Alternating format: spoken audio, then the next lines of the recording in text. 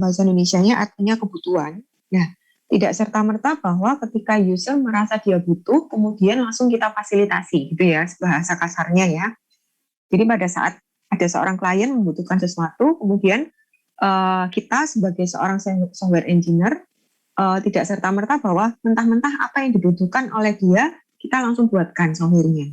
Ya, sekali lagi itu yang pernah saya sebutkan bahwa itu yang membedakan antara kita sebagai anak S1 dari teknik informatika atau sistem informasi bisnis yang membedakan dari seseorang atau programmer yang otodidak. Apa yang tidak ada? Di sana tidak ada konsep.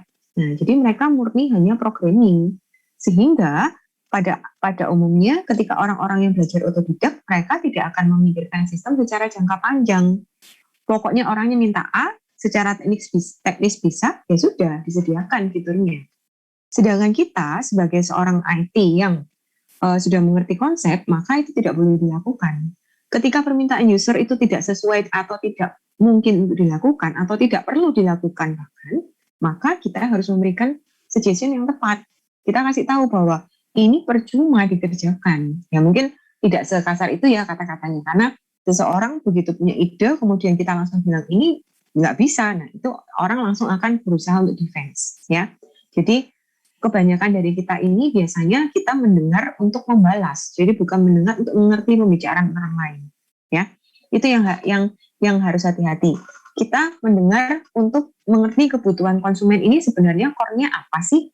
Nah, kemudian kalau kita tahu bahwa itu tidak perlu dilakukan atau effort yang dikeluarkan terlalu besar untuk hal sesederhana itu, maka ya kita kasih tahu bahwa ini loh pakai Google Form aja cukup. Kenapa harus membuat sistem baru? Nah, misalnya si pemilik perusahaan udah bisa kalau pakai Google Form itu kan kelihatan bukan kas kita misalkan. Misalkan jadi nanti nggak kelihatan mewah dan lain sebagainya. Lawang user kita loh juga user massal yang bukan mengejar untuk kemewahan atau kekasan suatu perusahaan. Nah, buat apa kita membuat sesuatu yang berlebihan seperti itu, kecuali kalau kita berbicara tentang ini yang menjadi user kita ini adalah konglomerat yang sangat membutuhkan servis. Nah, baru mungkin ya wes buatkan sendiri khusus, misalkan seperti itu. Ya, jadi sebagai software engineer pada saat membahas tentang requirement kita harus menentukan mana yang masuk akal untuk dikerjakan dan tidak. Nah, kita sudah masuk dalam tahap yang ketiga, di mana kemarin kita sudah membahas tentang visibility tadi. Kita sudah memastikan bahwa oke, project ini layak untuk dikerjakan. Kemudian secara operasional, secara return on investment, secara technical, secara target user, semuanya sudah masuk akal. Kita lanjutkan ke modeling. Nah, dalam tahapan ini, pada umumnya kita sudah deal nih sama klien. Jadi, klien itu sudah setuju untuk membuat project ke kita, kemudian kita sudah mulai masuk dalam tahapan pembangunan sistem.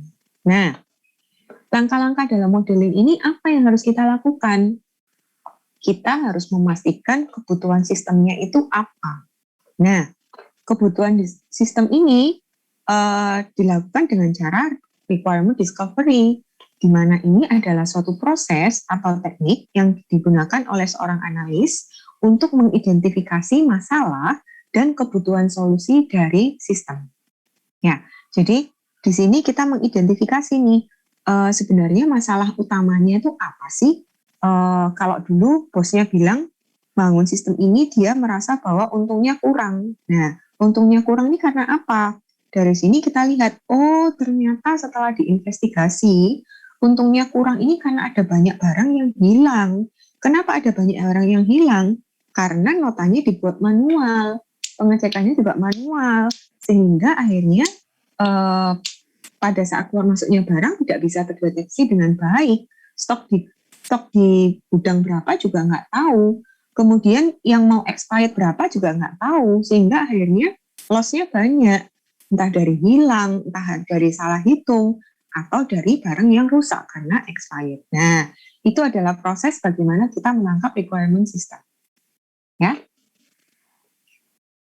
Nah, tipe-tipe dari requirement itu biasanya ada dua ya. Jadi ada kita sebagai analis, kita menjadi jembatan antara programmer dengan seorang klien. Nah, maka kita biasanya juga pada saat membangun requirement system itu kita berbicara dari dua sisi.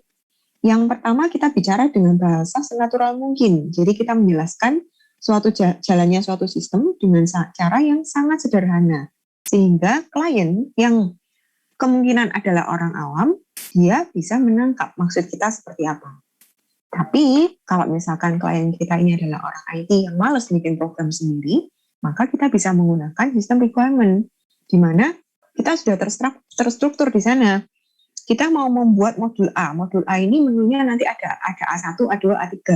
Masing-masing berhubungan dengan modul ini berfungsi untuk apa. Nah, sana sudah jelaskan semua. Kemudian ada modul B. Modul B ini ada modul B1 sampai B7. Nah, masing-masing bisa apa dan siapa yang bisa menggunakan. Nah, itu kita jelaskan semua di dalam sistem requirement. Ya. Bisa dibaca oleh klien, bisa dibaca oleh developer, tergantung dari seberapa aware seorang klien dengan IT. Jadi kalau kliennya ini sudah ngerti tentang pemrograman, tentang cara programnya, jalannya program, tentang desain-desain dalam programming, ya nggak apa-apa. Sistem requirement-nya tunjukkan ke klien. Seperti ini. Jadi dia bisa mengerti, oh jalannya program nanti seperti ini. Nah, jadi dia bisa melihat betul atau salahnya sejak awal. Ya, tidak menunggu program jadi. Nah, kita di tengah ya, kita sebagai sistem analis itu ada di tengah. Jadi kita yang ketemu dengan klien, kita yang menangkap kebutuhan klien, kemudian kita terjemahkan menjadi sebuah bahasa kita sendiri. Jadi untuk yang kembali ke klien itu untuk mengkonfirmasi apakah yang kita tangkap itu sudah sesuai atau tidak dengan kebutuhan klien. Nah, kalau sudah oke, baru kita membuat sistem requirement yang secara teknikal digunakan oleh programmer. Ya, jadi kurang lebih seperti ini alurnya. Jadi kita berbicara dengan klien, jadi klien mungkin kalau malas menjelaskan, mereka akan meminta kita untuk menangkap dengan cara yang lain data-datanya. Entah kita disuruh tanya ke lapangan, kita dikasih dokumen, atau kita diajak rapat sama orang banyak, jadi mereka saling menjelaskan, atau cara-cara yang lain. Ya, atau bahkan kliennya nggak tahu apa-apa. Saya nggak punya bayangan sistemnya seperti apa, harus kamu buat yang sesuai aja. Nah, kalau kayak gitu, berarti kita harus melakukan cara yang lain lagi. Ya. Dari sana kita mendapatkan spesifikasi detail, kira-kira kita ini akan membuat apa. Itu yang dikerjakan di tengah. Dan berikutnya dari sana kalau sudah deal dengan klien, kita serahkan ke bagian programmer untuk mengerjakan codingannya. Ya. Nah, sistem requirement dibagi menjadi dua, ada fungsional dan ada non-fungsional. Yang fungsional ini biasanya menjelaskan tentang modul-modul utama yang akan dikerjakan di dalam sistem. Ya, jadi misalnya fungsional requirement-nya, nota jualnya bisa membuat nota jual untuk pembayaran tunai dan pembayaran kredit misalnya. Kemudian terdapat retur jual. Retur jualnya bisa tukar barang, bisa potong nota misalnya. Kemudian pembeliannya itu semua melalui PO, jadi melalui pesan dulu ke supplier. Berarti nanti ada nota penerimaan untuk barang ketika dikirim oleh supplier. Kemudian nanti ada nota tagihan. Jadi pada saat ditagih oleh supplier, kita bayar. Nah, itu kita menerbitkan nota pembayaran. Kemudian nanti setelah itu berarti nota selesai gitu ya. Kemudian dari gudang, ketika ada pesanan dari konsumen, berarti ada penerbitan surat jalan untuk mengirimkan ke konsumen. Kemudian setiap bulan ada stok opnam dan seterusnya. Itulah fungsional requirement. Ya, jadi apa saja yang bisa dilakukan oleh sistem itu kita catat dalam fungsional requirement. Nah, ada kemungkinan di dalam fungsional requirement ini kita menuliskan juga apa yang kita tidak bisa lakukan. Misal, tidak menerima pembayaran dengan kartu kredit atau tidak menerima pembayaran non tunai misalkan. Nah, jadi di sana juga bisa kita tuliskan apa yang bisa kita lakukan dan yang tidak bisa kita lakukan. Namun, kalau tidak bisa kita lakukan ini khusus yang berhubungan dengan modulnya ya. Bukan berarti kalau kita buat nota jual beli, kemudian nanti kita nulisnya tidak ada sistem informasi geografisnya, tidak ada sistem informasi akuntansinya, tidak ada sistem informasi. Nah, itu salah. Ya, karena apa? Sudah jelas-jelas beda topik yang dibicarakan. Ya. Jadi kalau kita membicarakan tentang jual beli, ya sudah, apa yang dilakukan dan apa yang tidak dilakukan, tuliskan di sana yang berhubungan saja. Oke. Sedangkan non-functional requirement-nya ini adalah yang tidak bersifat teknis, tapi kita perlu catat juga, ya. Jadi misalnya di sini constraint-constraint pada modul yang ada di dalam sistem seperti timing constraint-nya. Jadi misalnya nih, misalkan kita membangun sebuah diagram, kemudian kita buat bagan alurnya, kita kasih tanda di sana bahwa ini waktunya mengupdate nota jual, statusnya jadi lunas kalau sudah terbayar. Kemudian misalkan juga pencatatan kapan perlu mengubah data, kapan perlu menghapus data, nah ada di sini, ya. Jadi contohnya apa ya non fungsional ini ya? Ya sama sekali tidak ada hubungannya dengan teknis, jadi tidak apa ya? Tidak mempengaruhi jalannya program, namun kita perlu catat agar tidak miskomunikasi dengan si programmernya, ya. Mungkin di sini ada contohnya. Nah ini contohnya. Misalnya, nah ini setiap user requirement-nya adalah setiap mahasiswa dapat melihat daftar kelas yang diambil, termasuk absensi dan nilai yang didapatkan, kurang lebih seperti ubaya lah ya. Nah, maka secara fungsional requirement, jadi fungsi-fungsi atau modul-modul yang dibutuhkan di ubaya adalah, nah ini kita ceritakan pada halaman home-nya atau berandanya, mahasiswa bisa melihat daftar mata kuliah yang diambil pada semester aktifnya. Dia bisa melihat histori presensinya dengan mengklik salah satu mata kuliahnya. Jadi begitu diklik, nanti pindah ke halaman lain, dia muncul kapan saja dia hadir dan tidak hadir. Kemudian pada daftar di beranda, mahasiswa juga dapat melihat nilai yang didapatkan pada masing-masing mata kuliah yang sedang diambil. Ini adalah functional requirement. Nah, sedangkan non-functional requirement-nya kurang lebih seperti ini.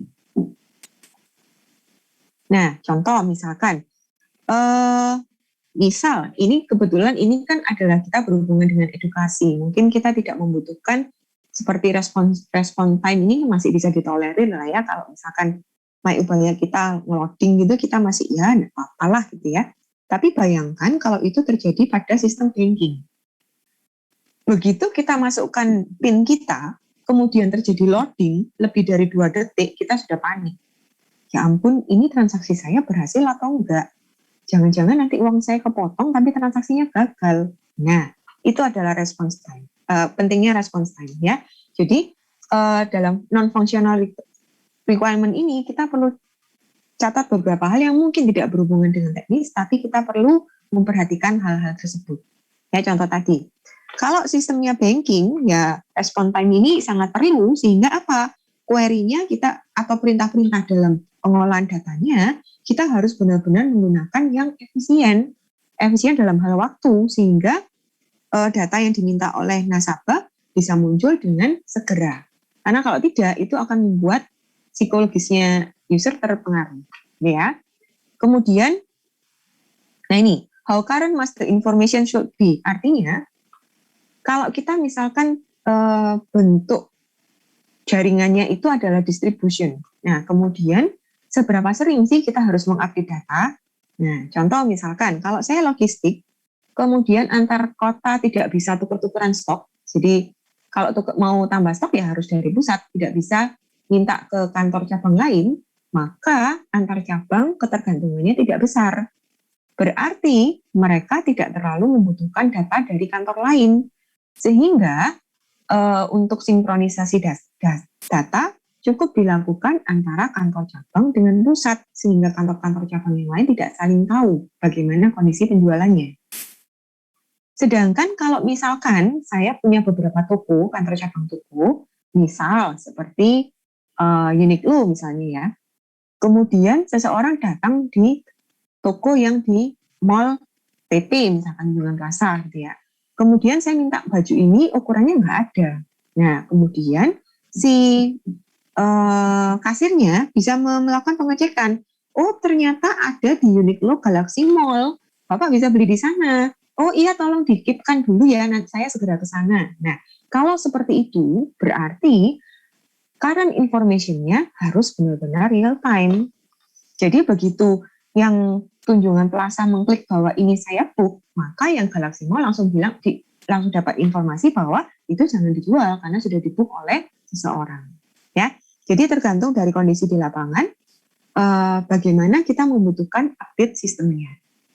Nah, ini kemudian kita membicarakan limit, security, kemudian tentang UI UX-nya mungkin ya, tentang ease to use-nya, kemudian execution speed, ini juga berbicara tentang response time tadi, kemudian technological limit, misalkan ini bergantung dari usernya, bergantung dari budget, bergantung dari pengetahuan programmernya.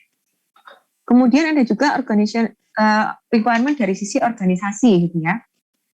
Ini adalah requirement yang berhubungan dengan semua kebijakan perusahaan. Nah, ini sama dengan yang pernah kita bahas tentang bagaimana pengakuan pajak, bagaimana dengan pajak penghasilan karyawan, dan lain sebagainya. Itu mau diakui seperti apa misalnya. Perusahaan mau melanggar kode etik atau tidak.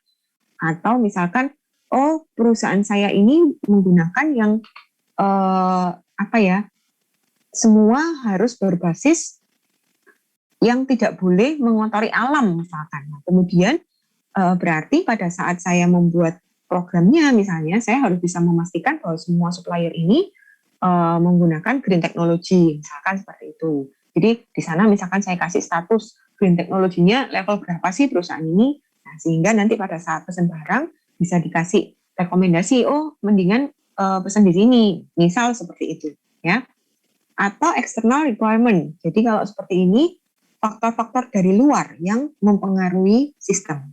Ya, contoh, kita pernah kasih contoh, misalkan perusahaan jauh, kemudian pada saat pesan, kita mau menggunakan EDI, jadi Exchange Data Interface. Nah, jadi antara kita dengan supplier, itu ada cara berkomunikasinya secara online, tidak perlu email, tidak perlu WA. Jadi saya masukkan ke sistem, dia langsung dikirim dalam bentuk misalkan XML ke supplier langsung terima, diekstrak, masuk ke sistem dalam bentuk PO, misal seperti itu. Nah, maka ini kita tidak bisa serta-merta menggunakan aturan kita sendiri, maka bentuk datanya juga harus mengikuti aturan yang diterapkan oleh supplier. Nah, itu adalah salah satu contoh external requirement.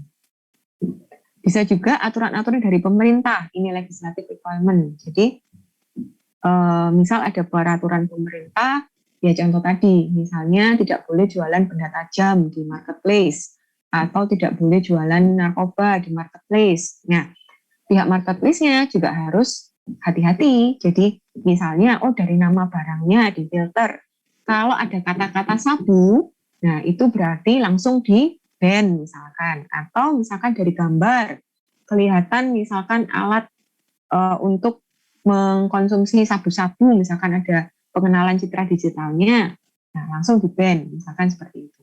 Ya, jadi itu adalah non-functional requirement yang bisa muncul dari berbagai pihak. Nah, ini contohnya. Contoh non-functional requirement dari Bank Ubaya, maka bentuknya harus online 24 jam strip 7, artinya 24 jam sehari, 7 hari dalam seminggu.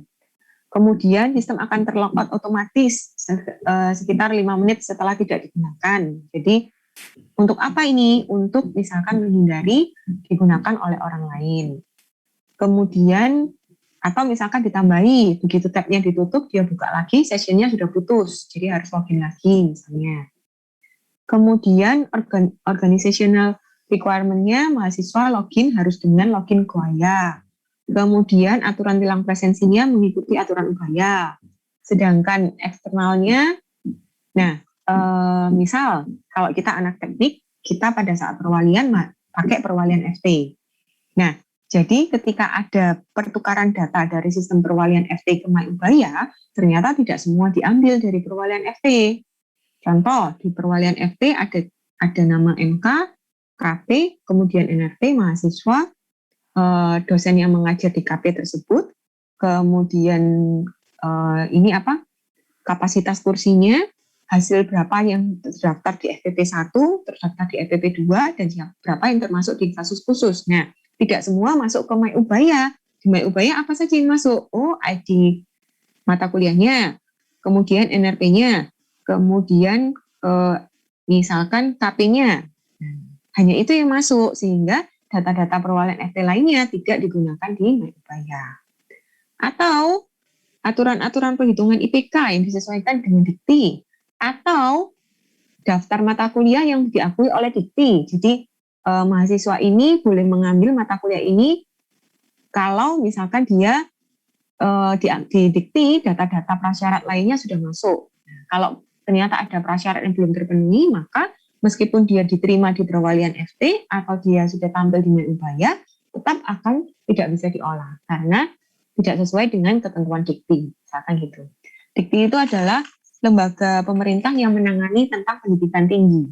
Ya, jadi yang menangani tentang kuliah kita dari sisi pemerintah itu adalah Dikti. Kalau sekarang namanya LL Dikti, ya. Oke, ini adalah contoh-contoh dari non-functional requirement yang bisa kita gunakan. Kita bisa gunakan sebagai acuan. Mana yang kita mau utamakan, misalkan, oh saya mau mengutamakan reliability-nya, jadi sistem ini apapun kondisinya dia tetap bisa digunakan, misalkan dengan dalam kondisi jaringan yang minim, itu dia tetap bisa digunakan, misalkan seperti itu. Atau misalkan ease of use-nya. Nah, kalau seperti ini berarti kita harus memperhatikan posisi tabel-tabel atau posisi tombol-tombol yang ada di dalam program kita, misalkan, sehingga orang tidak salah mengira dari program kita. Nah, itu yang Anda pelajari di IMK, ya, dan seterusnya. Oke, nah ini adalah syarat-syarat yang bisa kita gunakan sebagai acuan dalam membuat good requirement. Ya. Yang pertama konsisten. Konsisten ini artinya dari satu modul ke modul yang lain kita penjelasannya sama, jadi bukan sama ya, sejenis lah. Jadi tidak menimbulkan ambigu. Contoh misalnya, pada saat membuat master, kita misalkan tampilkan di awal begitu menu master karyawan dibuka, kita mintanya daftar karyawan muncul dulu, kemudian di bawah itu ada tombol tambah, tombol ubah, dan tombol delete. Kemudian di master barang, beda lagi, begitu master barang dibuka, munculnya langsung form tambah. Nah, nanti di bawah ada tombol untuk melihat list. Nah, ini menimbulkan ambigu. Karena kenapa? Nanti programmernya bingung, ini sama-sama master, tapi caranya kok beda-beda. Apa yang terjadi kalau seperti ini? Begitu kita publish ke user akan bingung, karena kenapa? Begitu banyak yang harus dia pelajari. Ya, jadi tiap modul polanya berbeda, sehingga akhirnya user harus belajar setiap modul. Oh, ini saya di karyawan, oh caranya kayak gini. Ini di barang, oh caranya kayak gini. Usernya akhirnya lama-lama frustasi. Karena kenapa? Banyak sekali sih yang harus saya pelajari. Saya lupa masing-masing seperti apa. Nah, itu yang bisa muncul akibat tidak konsisten. Ya. Kemudian berikutnya adalah complete. Complete ini artinya adalah penjelasan kita cukup lengkap sehingga tidak menimbulkan asumsi yang baru dari programmer. Jadi cukup melihat dokumen kita, dia sudah tahu bahwa yang dikerjakan adalah ABCDE. Nah, jadi pada saat membuat penjelasan functional requirement, kita kadang-kadang bisa kita lengkapi dengan contoh input dan outputnya. Jadi termasuk input yang salah itu biasanya juga kita jadikan sebagai contoh kasus sehingga programmer tahu bahwa oh kalau diinputkan seperti ini itu salah, gitu ya.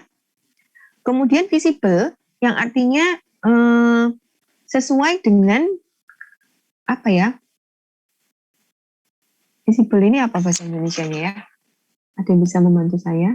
Saya kok lupa.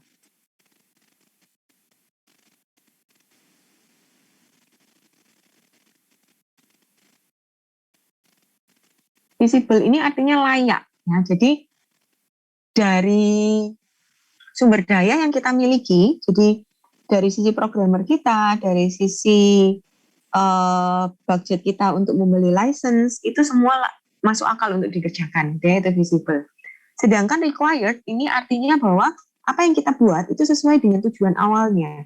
Jangan sampai tujuan awalnya adalah untuk memantau stok, kemudian di akhir-akhir kita lengkapi jadi tidak hanya memantau stok, ada accountingnya, ada pelacakan tracking barang pengirimannya, kemudian ada webnya, ada mobilenya, dan lain sebagainya. Akhirnya kita tambahin jadi macam-macam, gitu ya. Kemudian accurate artinya ya akurasinya tinggi, bahwa yang kita jabarkan di dalam sistem requirement kita itu sudah sesuai dengan apa yang terjadi di lapangan. Jadi sudah sesuai dengan apa yang dijelaskan oleh user pada kita. Kemudian traceable yang artinya bahwa requirement ini bisa kita telusuri dari mana asalnya. Contoh misalkan gini, saya menjelaskan saya mau membuat sistem penjualan dalam toko kelontong. Kemudian masalahnya adalah saya tidak bisa melakukan trace terhadap stok dengan baik. Nah, kemudian pada requirement tiba-tiba muncul bahwa sistem membutuhkan sistem akuntansi. Loh, dari mana asalnya akuntansi? Lalu di awal semua dijelaskannya tentang stok, tiba-tiba di belakang munculnya kebutuhannya adalah accounting. Nah, ini berarti tidak traceable. Karena kenapa? Bagian kebutuhan sistem yang terkait dengan accounting itu nggak ada asal muasalnya. Ya hanya karena saya ini sering bikin accounting, jadi nggak apa-apa wis saya kasih accounting nanti di sistemnya. Nah, itu nggak boleh ya. Jadi kita sebagai sistem analis kita harus ingat bahwa yang kita kerjakan ini adalah sesuai dengan kebutuhannya klien, bukan kebutuhan kita sebagai analis atau programmer. Ya, jadi jangan menggunakan kata-kata saya pikir ini begini. Nah, itu salah dalam sistem requirement. Kita harus memastikan bahwa memang ada kebutuhan untuk di sana, ya. Jadi contoh nih, misalkan untuk toko kelontong ngurusi stok, kemudian nanti di akhir sistem requirement-nya saya pasangi RFID di mana-mana, saya pasangi CCTV yang bisa mendeteksi wajah misalnya, kemudian semua barang saya pasangi barcode. Jadi begitu lewat langsung terdetek ini barang apa yang lewat. Nah, padahal di lapangan usernya nggak mumpuni, jadi mereka tidak mengerti itu. Yang terjadi apa? Begitu habis ngambil barang, butuhnya setengah dus, jadi ngambil nih 1 dus dari rak, diambil setengah dus, dipindahkan ke kresek, dikasih ke karyawan toko, setengah dusnya dikembalikan asal-asalan, tidak kembali ke tempat semula. Nah, padahal aturannya harus kembali ke tempat semula.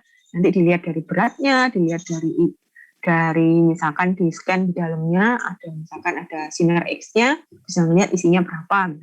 Sehingga apa? Kita menyediakan fitur begitu canggih, kita menyediakan fitur begitu banyak, yang laksanakan di lapangan tidak bisa. Akhirnya semua fitur itu sia-sia. Yang terjadi apa? Programnya tambah error semua.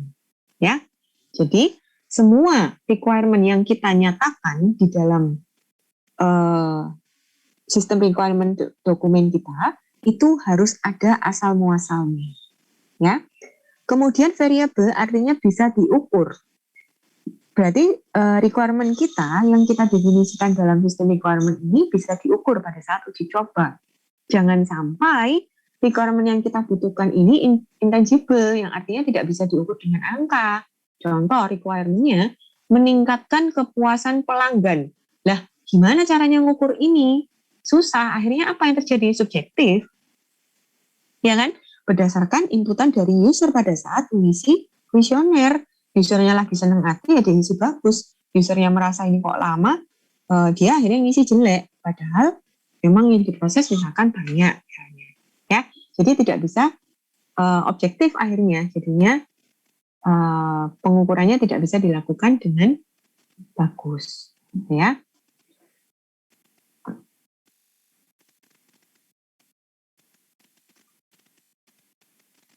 Oke.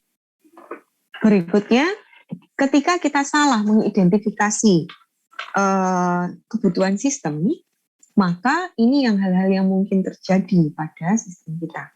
Ya, yang pertama biaya itu bisa membengkak. Ya, jadi bisa menimbulkan biaya-biaya tambahan. Karena apa? bayangkan kita harus ngubah program, kemudian kita harus menyesuaikan lagi, kita testing lagi, dan kita publish lagi gitu kan. Itu berarti butuh waktu, sehingga kalau kita gaji programmernya itu bulanan, ya otomatis begitu lebih panjang waktunya, gajinya lebih besar. Kecuali kalau kita gaji per proyek, kalau per proyek masih mungkin masih oke lah ya. Tapi dari sisi lain, seharusnya kita sudah bisa menerima proyek yang kedua, tapi karena kita terlambat di proyek yang pertama, akhirnya kita tidak bisa melanjutkan ke proyek yang kedua. Ya, itu juga menimbulkan kerugian juga. Kemudian delivered late. Jadi harusnya kita bulan Agustus sudah bisa publish, tapi karena kita salah perhitungan di awal, sehingga akhirnya codingnya banyak error, akhirnya tidak bisa dipublish pada bulan Agustus. Kemudian yang ketiga, kita tidak bisa mencapai apa yang diharapkan oleh klien. Nah, kalau namanya orang sudah di awal dijanjikan bahwa, oh kamu akan saya kasih kue yang sangat enak ini. Nah, ternyata pada saat jadi tidak seenak yang diharapkan oleh klien. Yang terjadi apa? Dia kecewa. Kecewa apa yang terjadi? Bisa jadi untuk proyek selanjutnya orangnya sudah malas-malasan, sudah tidak se excited pada awal pembuatan proyek, misalkan seperti itu. Kemudian make cost more in maintaining or enhancing. Nah, jadi ketika kita salah mendesain sebuah sistem, entah itu dalam UI-nya, entah dalam database-nya, maka ini akan merepotkan pada saat maintaining atau pada saat pemeliharaan ya, atau pada saat kita mau meng-upgrade sistem. Nah, tadi mungkin yang ikut kelas database saya tadi sempat dijelaskan. Kalau kita perlu menambah satu atribut dalam sebuah IR diagram, maka yang terjadi adalah tidak hanya satu modul yang mungkin terpengaruh. Bisa jadi pengaruhnya kemana-mana. Apalagi kalau itu adalah sebuah data yang utama dalam sistem. Nah, kalau sudah seperti itu, kita disuruh metani itu apa ya? Memilah satu persatu modul mana yang terpengaruh akibat data ini, setengah mati kita. Ya, belum lagi kalau ini bukan kita yang mengerjakan dulunya, terus kita yang disuruh tracing errornya. Nah, itu lebih mumet lagi. Ya, itu. Jadi bisa menimbulkan efek psikologis terhadap programmer yang juga jelek. Ya. Kemudian unreliable, jadi tidak bisa diandalkan sistemnya. Jadi user ketika pertama nyoba sudah error, nyoba berikutnya, waduh jangan-jangan error lagi ini, atau nggak usah dicoba, wis pasti error. Nah itu sangat jelek persepsi seperti itu. Ya, belum lagi kalau downtime. Contoh misalkan, bayangkan kalau kita sebagai mahasiswa Ubaya, kemudian Ubaya itu sering sekali downtime. Akhirnya apa yang terjadi? Kita butuh data, absen saya sudah masuk apa belum ya? Nah, aduh nanti Ubayanya error lagi. Nah, akhirnya kita muncul perasaan seperti itu. Akhirnya apa? Males meriksa. Nanti tahu-tahu kena tilang presensi ternyata karena misalkan sistemnya sering error, kita masuk absen nggak terdata. Ya. Nah, efeknya apa yang jangka panjangnya? Efeknya adalah reputasi kita sebagai tim analis, tim pengembangnya akan menjadi buruk. Ya, meskipun mungkin kesalahan-kesalahan yang terjadi bukan kesalahan kita. Misal pada saat menjelaskan ternyata kliennya nggak lengkap jelaskannya, sehingga pada saat kita menganalisis, kita analisisnya juga nggak lengkap. Nah, memang mungkin bukan sepenuhnya salah kita, tapi ada sisi kita juga salah. Kenapa kok dulu nggak ditanya? Nah, gitu ya. Jadi untuk semua kesalahan identifikasi sistem ternyata panjang efeknya, dan itu sangat sangat efek ke reputasi kita sebagai tim pengembang sistem. Ya, jadi nanti kalau ketemu gitu ya, misalkan klien ketemu klien yang lain gitu, mereka cerita, aku barusan punya sistem gitu ya, dibuatkan siapa? Oh, itu warehouse X misalkan. Waduh, jelek itu, jangan dipakai lagi, bikinnya lama, terus hasilnya juga jelek. Nah, itu ya harus kita nanti lama-lama akan kehilangan job, gitu ya. Jadi makanya itu ternyata sistem identification menjadi suatu tahap yang sangat penting dalam keberhasilan suatu sistem. Nah, ini. Jadi ini ada survei yang dilakukan oleh sebuah lembaga. Ternyata ketika kita harus memperbaiki error pada saat requirement dibandingkan dengan pada saat accepting testing, jadi ini pada saat user yang melakukan testing, biayanya jauh lebih besar yang pada saat acceptance testing. Tapi kalau error ketemu pada saat sudah dijalankan, jadi misalkan sudah jalan 1 bulan, ganti bulan baru tahu ternyata pengolahan tanggalnya terbalik antara bulan dengan tanggal. Nah, ternyata perbaikannya membutuhkan biaya yang sangat-sangat besar. Kenapa? Karena satu, semua user sudah nyoba, sehingga reputasi kita sudah turun di sana. Kedua, data sudah masuk. Kita apakan data yang sudah masuk selama 1 bulan itu? Iya, kalau baru 1 bulan. Kalau ternyata sudah 3 tahun misalkan, baru ketahuan salahnya.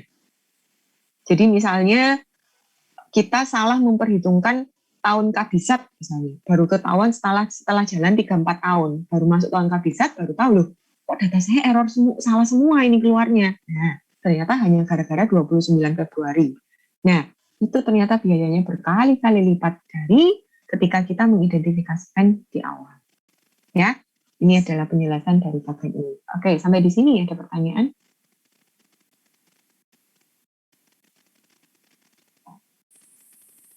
Bu, mau tanya. Silakan, Indro.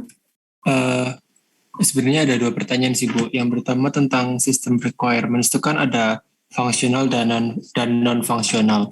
Nah, itu apakah mungkin kalau karena yang dari functional requirements itu mempengaruhi banyaknya non-functional requirements yang bisa diberikan pada user gitu, Bu? Atau gimana ya? Jelasnya dari kalau fungsional gini kan yang tentang coding gitu ya, Bu? Kalau yang non-functional kan yang di luar coding. Nah, mungkin nggak kalau misalnya si programmer itu tidak bisa memberikan apa yang non-functional karena dipengaruhi dari yang codingannya itu? Bisa jadi. Ini saya jawab dulu atau kamu lengkapi pertanyaan dulu? Oh ya, yang kedua. Aja ya. Nah, yang kedua, silakan yang kedua. Yang kedua tentang tadi 7 poin itu apa ya? 7 poin. Good requirements. Ya kalau nggak salah. Nah itu kalau misalnya tidak bisa memenuhi ke-7-7-nya berarti jelek ya, Bu. Maksudnya suatu perusahaan atau suatu development harus memenuhi 7-7-nya baru bisa menjadi sesuatu yang baik gitu ya, Bu. Oke, saya jawab dulu ya. Yang terkait dengan fungsional dan non-fungsional mungkin bisa terjadi. Misal seperti ini. Pemrosesan data misalkan ya. Saya agak kesulitan karena belum database di sini. Misalkan pemrosesan datanya. Ternyata yang dilakukan dalam proses login itu harus membaca beberapa tabel. Nah, sehingga akhirnya karena usernya sangat banyak, proses loginnya ini loading time-nya cukup panjang, cukup lama. Nah, ini nggak bisa diapa-apakan misalnya karena memang desain database-nya seperti itu. Jadi dari awal sudah desain database-nya yang meminta seperti itu dan itu nggak bisa diapa-apakan. Memang itu gimana contohnya ya? Jadi desain datanya kita nggak bisa OT-OT, nggak bisa perbaiki, tapi prosesnya juga banyak pengecekannya. Jadi tidak hanya sekedar baca, oh tabel user, name-nya siapa, password-nya siapa, cocok, ya sudah login. Tidak seperti itu. Misalnya setelah membaca usernya betul, kita harus membaca lagi, ini role-nya sebagai siapa? Oh, role-nya sebagai manager. Berarti harus baca lagi. Manager HRD, misalnya dia manager HRD. Manager HRD itu bisa mengakses apa saja. Dibaca, berarti dia langsung setting itu di program. Oh, berarti kalau dia bisa mengakses modul A, berarti modul A divisible-nya diterukan. Modul B nggak bisa, berarti visible-nya di-false-kan. Demikian seterusnya, sampai semua modul terbaca, statusnya boleh ditampilkan atau tidak untuk yang sedang login. Nah, kalau memang prosesnya sepanjang itu, kemudian kita mengharap bahwa loginnya bisa loadingnya cuma nggak sampai 1 detik misalkan, ya itu akan menjadi sulit tercapai. Nah, jadi jawabannya adalah ada kemungkinan bahwa functional requirement-nya tidak bisa mencapai apa yang dinyatakan dalam non-functional requirement. Ya, kalau seperti itu, maka kalau memang speed itu menjadi kebutuhan utama dalam sistem, maka ya harus dipisah-pisahkan. Contoh, kalau kita berbicara tentang bank BCA, dia usernya untuk consumer dengan usernya untuk corporate itu programnya berbeda, ya. Jadi kalau kita lihat e-bankingnya BCA, jadi ibank klikbca.com. Nah, itu khusus consumer. Sehingga apa? Dia nggak perlu ngecek-ngecek lagi untuk modul dan lain sebagainya. Ya pokoknya yang ada di menu itu ya itu yang dimasukkan. Tapi kalau kita nasabah sebagai corporate, webnya beda lagi. Sehingga modul yang disediakan beda lagi. Pada saat login, nggak perlu ngecek-ngecek ini corporate apa bukan. Pokoknya username dan passwordnya sesuai, ya sudah, tampilkan apa adanya. Ya, jadi caranya seperti itu. Jadi kalau misalkan saya mau membuat yang fokusnya ke speed, harus benar-benar cepat di program saya. Jadi yang saya lakukan apa? Ya harus buat sendiri-sendiri antara staff dengan manager. Saya bedakan sendiri-sendiri programnya. Oh, saya staff, berarti download programnya yang di sini. Saya manager, download programnya yang di sini. Jadi modulnya beda-beda, tapi database-nya jadi satu.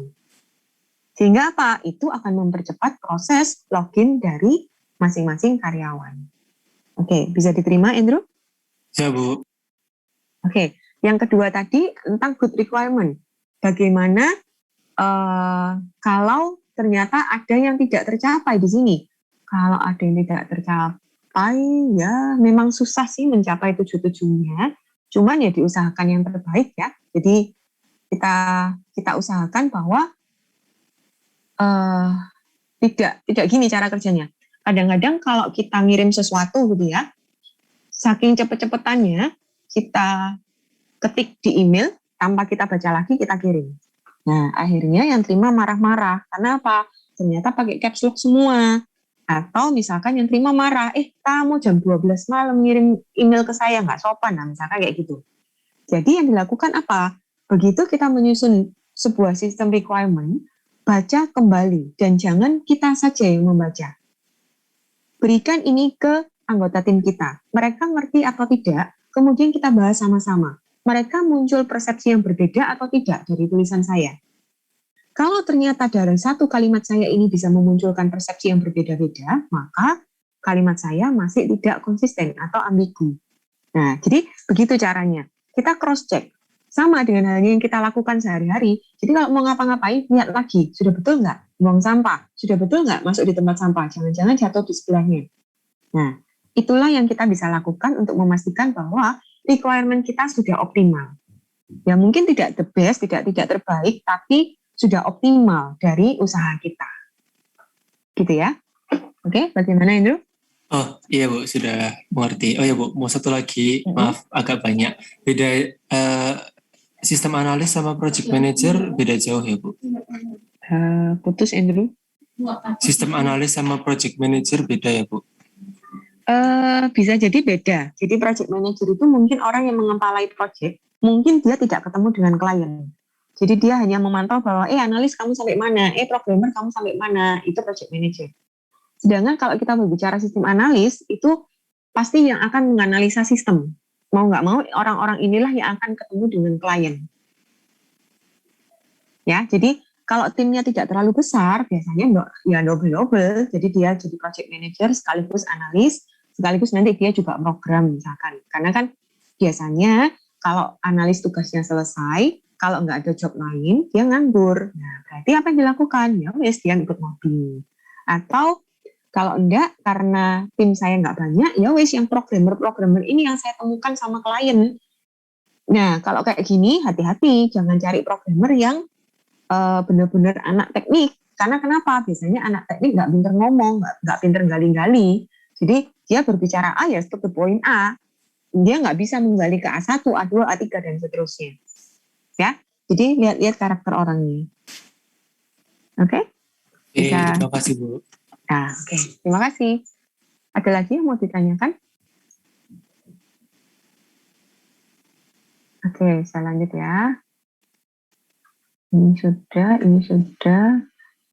Nah, ini adalah masalah-masalah yang mungkin muncul dari proses requirement analysis, gitu ya. Yang pertama, kadang-kadang kita bertemu dengan stakeholder, entah klien, entah karyawan di perusahaan, entah programmer kita, entah pokoknya orang-orang yang kita ajak ngomong, mereka tidak benar-benar tahu apa yang mereka butuhkan. Nah, jadi contoh misalnya, mungkin ini juga pernah ya saya jabarkan ya, misal seorang bos Kemudian dia ngomong, temanku punya sistem, aku mau yang seperti itu. Titik. Apa yang kita lakukan?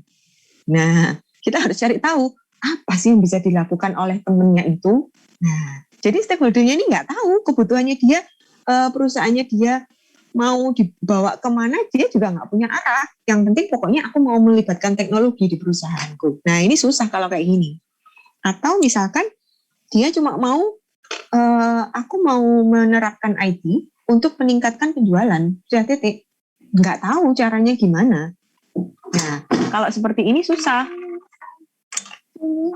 Oke, sorry, saya minta waktu 2 menit ya. Baik, Bu.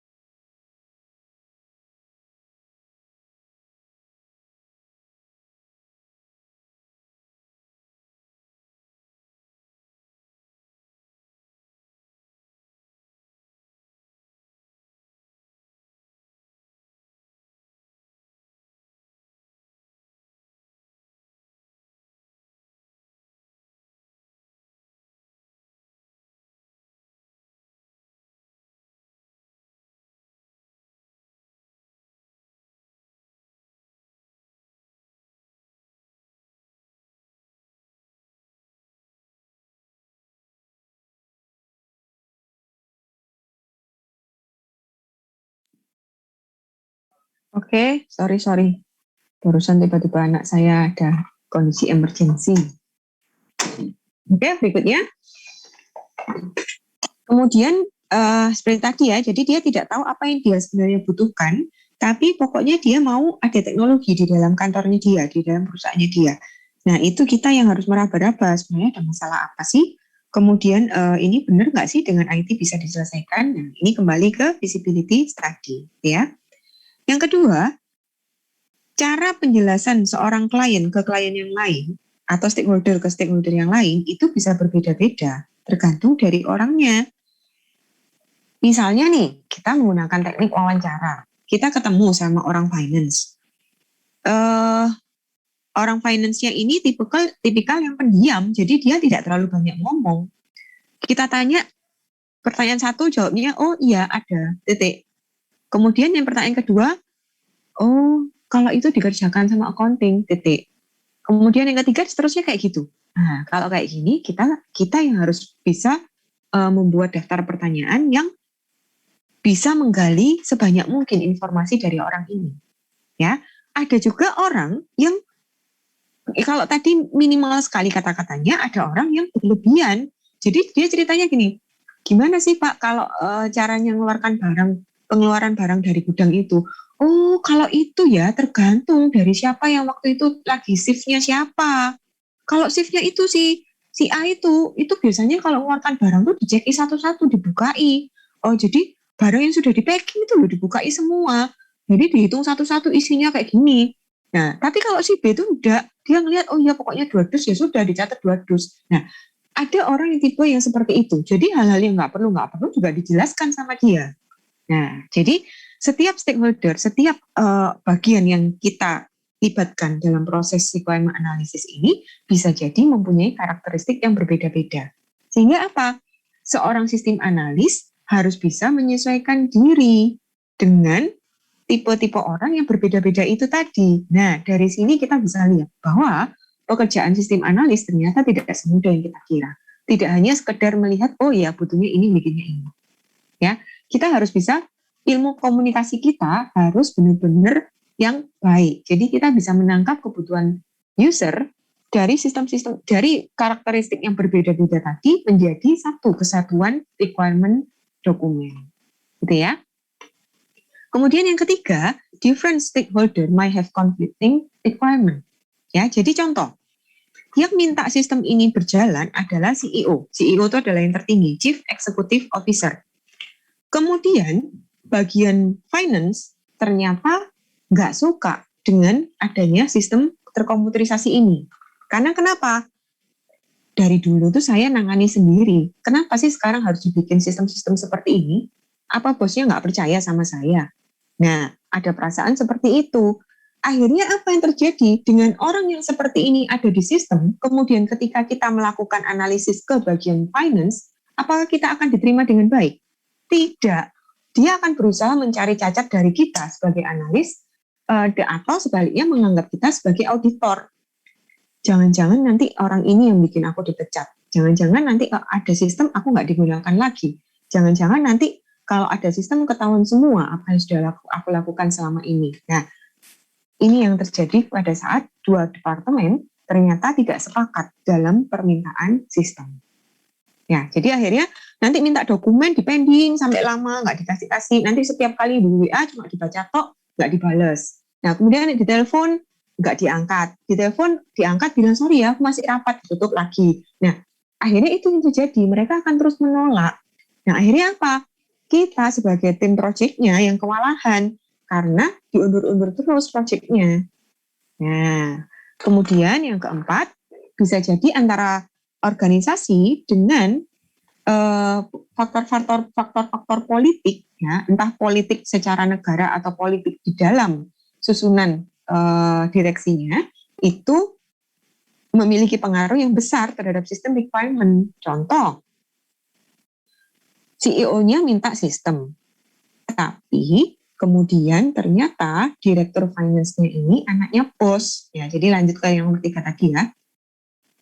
Karena ini anaknya yang pendiri pertama dari perusahaan, ya. Jadi contoh perusahaan Wings itu adalah perusahaan yang sangat family business. Jadi sangat susah seseorang yang dari luar keluarganya Wings untuk masuk ke dalam dewan direksi. Nah, kalau seperti itu biasanya konflik kepentingannya tinggi. Karena apa? Masing-masing saling tarik-menarik antara kebutuhan dari dirinya sendiri, gitu ya. Tapi saya tidak mengatakan bahwa di Wings jelek loh ya.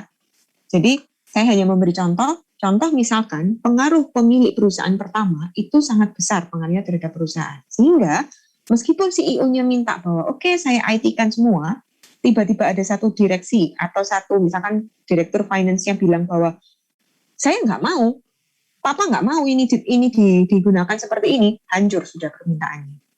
Ya, jadi kalau ada sekali lagi konflik kepentingan di dalam sana dan itu terjadi di top direction-nya, jadi di atas itu terjadi konflik, sangat susah kita untuk menjalankan project IT kita. Ya. Kemudian problem yang lain adalah requirement-nya berubah selama proses analisis. Karena apa? Ada karena peraturan pemerintah, karena perubahan perekonomian seperti sekarang pandemik, atau karyawannya ganti. Nah, kalau karyawannya ganti, biasanya ada kalanya suatu departemen kebijakannya bergantung dari siapa yang mimpin. Nah, begitu ternyata di tengah-tengah kita membuat proyek ini ternyata manajernya ganti, nah bisa jadi aturan di dalam programnya juga ganti. Sehingga akhirnya requirement-nya harus kita susun kembali. Ya, oke, untuk ini ada pertanyaan? Tidak ya, saya lanjutkan. Oke, sekarang bagaimana discovery proses dari sistem requirement ini? Yang pertama kita menggunakan fact finding. Jadi dalam fact finding ini kita mengumpulkan sebanyak mungkin informasi dari lapangan terkait sistem yang kita mau buat. Nah, fact finding ini yang kita lakukan adalah kita mengumpulkan informasi atau data, itu yang pertama.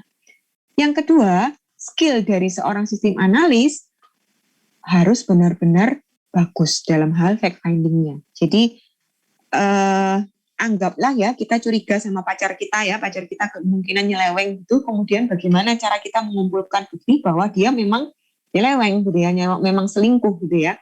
Nah, itulah yang harus dimiliki oleh seorang sistem analis dalam proses fact finding ya. Jadi kalau dari jalan pertama kita tidak puas dengan proses yang diceritakan oleh klien, kita harus cari cara lain. Oh, jalan ceritanya ini kayaknya nggak lengkap, ada yang miss. Berarti saya lakukan cara yang kedua. Nggak cuma dengarkan dari klien, tapi misalkan saya ke lapangan, saya lihat bagaimana alurnya. Atau saya minta dokumennya, saya lihat, oh ini tanggal-tanggalnya dicatat semua kok, tadi di ceritanya nggak ada. Nah, dari sana kita bisa gabung-gabungkan informasinya menjadi satu kesatuan yang utuh. Ya. Oke, dalam fact finding, nah ini, dalam fact finding ada beberapa cara yang kita bisa lakukan. Nah, yang pertama kita lakukan studi literatur. Apa yang kita lakukan di sini? Kita lihat satu-satu. Ya, yang pertama adalah research. Di dalam sebuah research, kita melakukan tidak melihat di kondisi lapangan yang secara langsung, tapi kita melihat yang pernah dibuat oleh orang lain sebelumnya. Dalam kondisi apa kita melakukan research ini? Dalam kondisi ketika sistem sudah pernah dibuat oleh orang lain.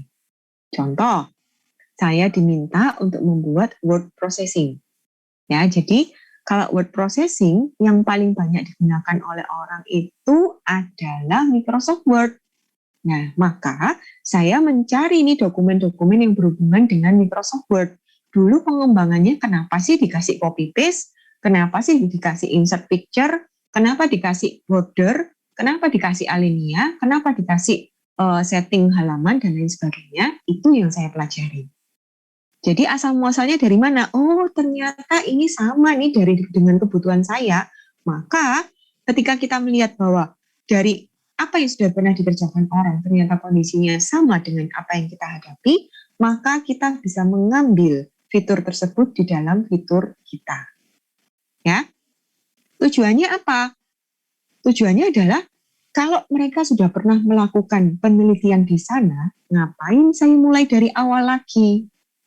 Ngapain saya harus memulai dari scratch? Jadi kalau sudah pernah dikasih tahu nih, misal ya, oh ternyata algoritma INN, Artificial Neural Network, misalnya tidak cocok untuk kasus pada saat ada untuk peramalan yang berhubungan dengan penjualan musiman.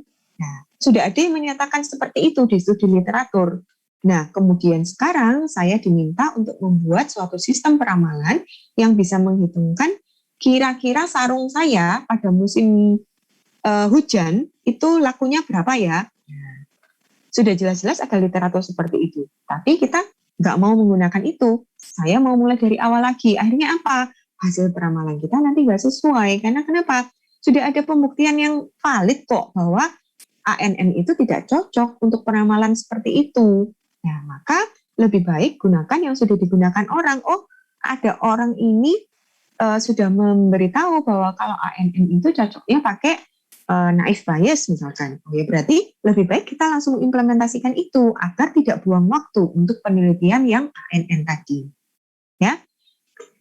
Kecuali kalau kita memang kebutuhannya penelitian. Contoh, kita untuk membuktikan saya nggak yakin dengan penelitian orang itu. Saya mau mengadakan penelitian saya sendiri bahwa oh ternyata ANN bisa kok untuk jualan musiman. Nah itu baru mungkin kita bisa mengolah dari nol lagi, ya. Tapi kalau untuk project IT kita dikejar oleh waktu, jangan main-main dengan itu. Jangan kalau sudah dikasih tahu orang jangan menggunakan ini ya sudah jangan digunakan, ya. Nah dalam tahapan ini apa yang kita bisa lakukan? Kita bisa mempelajari dokumen-dokumen pengembangan sistem dari sistem yang lain yang sudah jelas sudah stable gitu ya.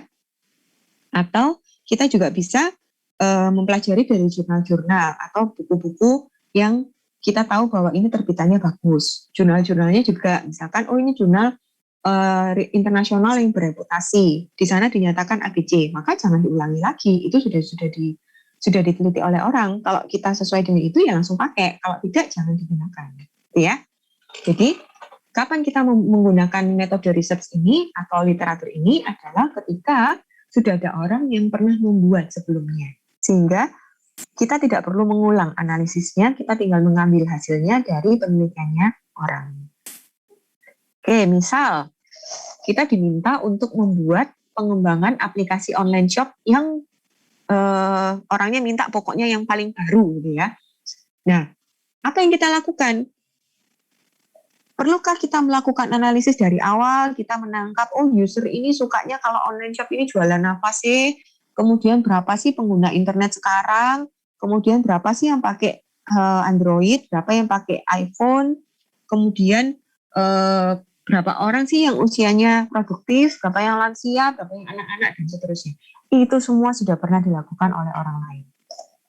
Kita bisa menggunakan, misalkan kita cari di Google Scholar, aplikasi online shop. Nah, ternyata sangat banyak orang-orang yang pernah mengerjakan aplikasi online shop. Dari sini kita lihat, oh saya jualannya jualan kue. Ada nggak ya yang online shop jualan kue? Oh ini ada. Nah, saya pelajari punyanya dia. Nah, jadi apa yang pernah dilakukan dia, apa yang menurut dia, oh ternyata hasil penelitiannya berhasil dengan fitur ini. Oh punya saya ada ini, berarti oh ya sudah berarti cocok. Aplikasi online shop saya ada fitur yang sesuai dengan yang dari hasil jurnal tadi, misalkan seperti itu, ya. Oke, yang kedua dari yang pertama referensi ada pertanyaan? Belum, Bu. Oke, belum ya. Saya lanjutkan dengan teknik pengumpulan informasi yang kedua, yaitu set physics atau benchmarking. Nah, dalam proses benchmarking ini, yang kita lakukan adalah kita studi banding ke perusahaan lain. Jadi contoh nih, saya tim IT dalam suatu rumah sakit, kemudian rumah sakitnya ini mau menerapkan sistem terintegrasi dalam operasional sehari-harinya.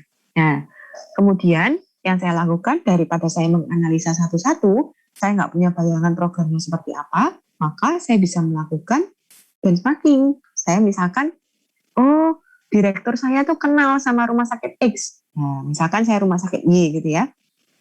Kemudian direkturnya sesama direktur berkomunikasi, kemudian direktur yang dari rumah sakit X bilang nggak apa-apa, sini yo.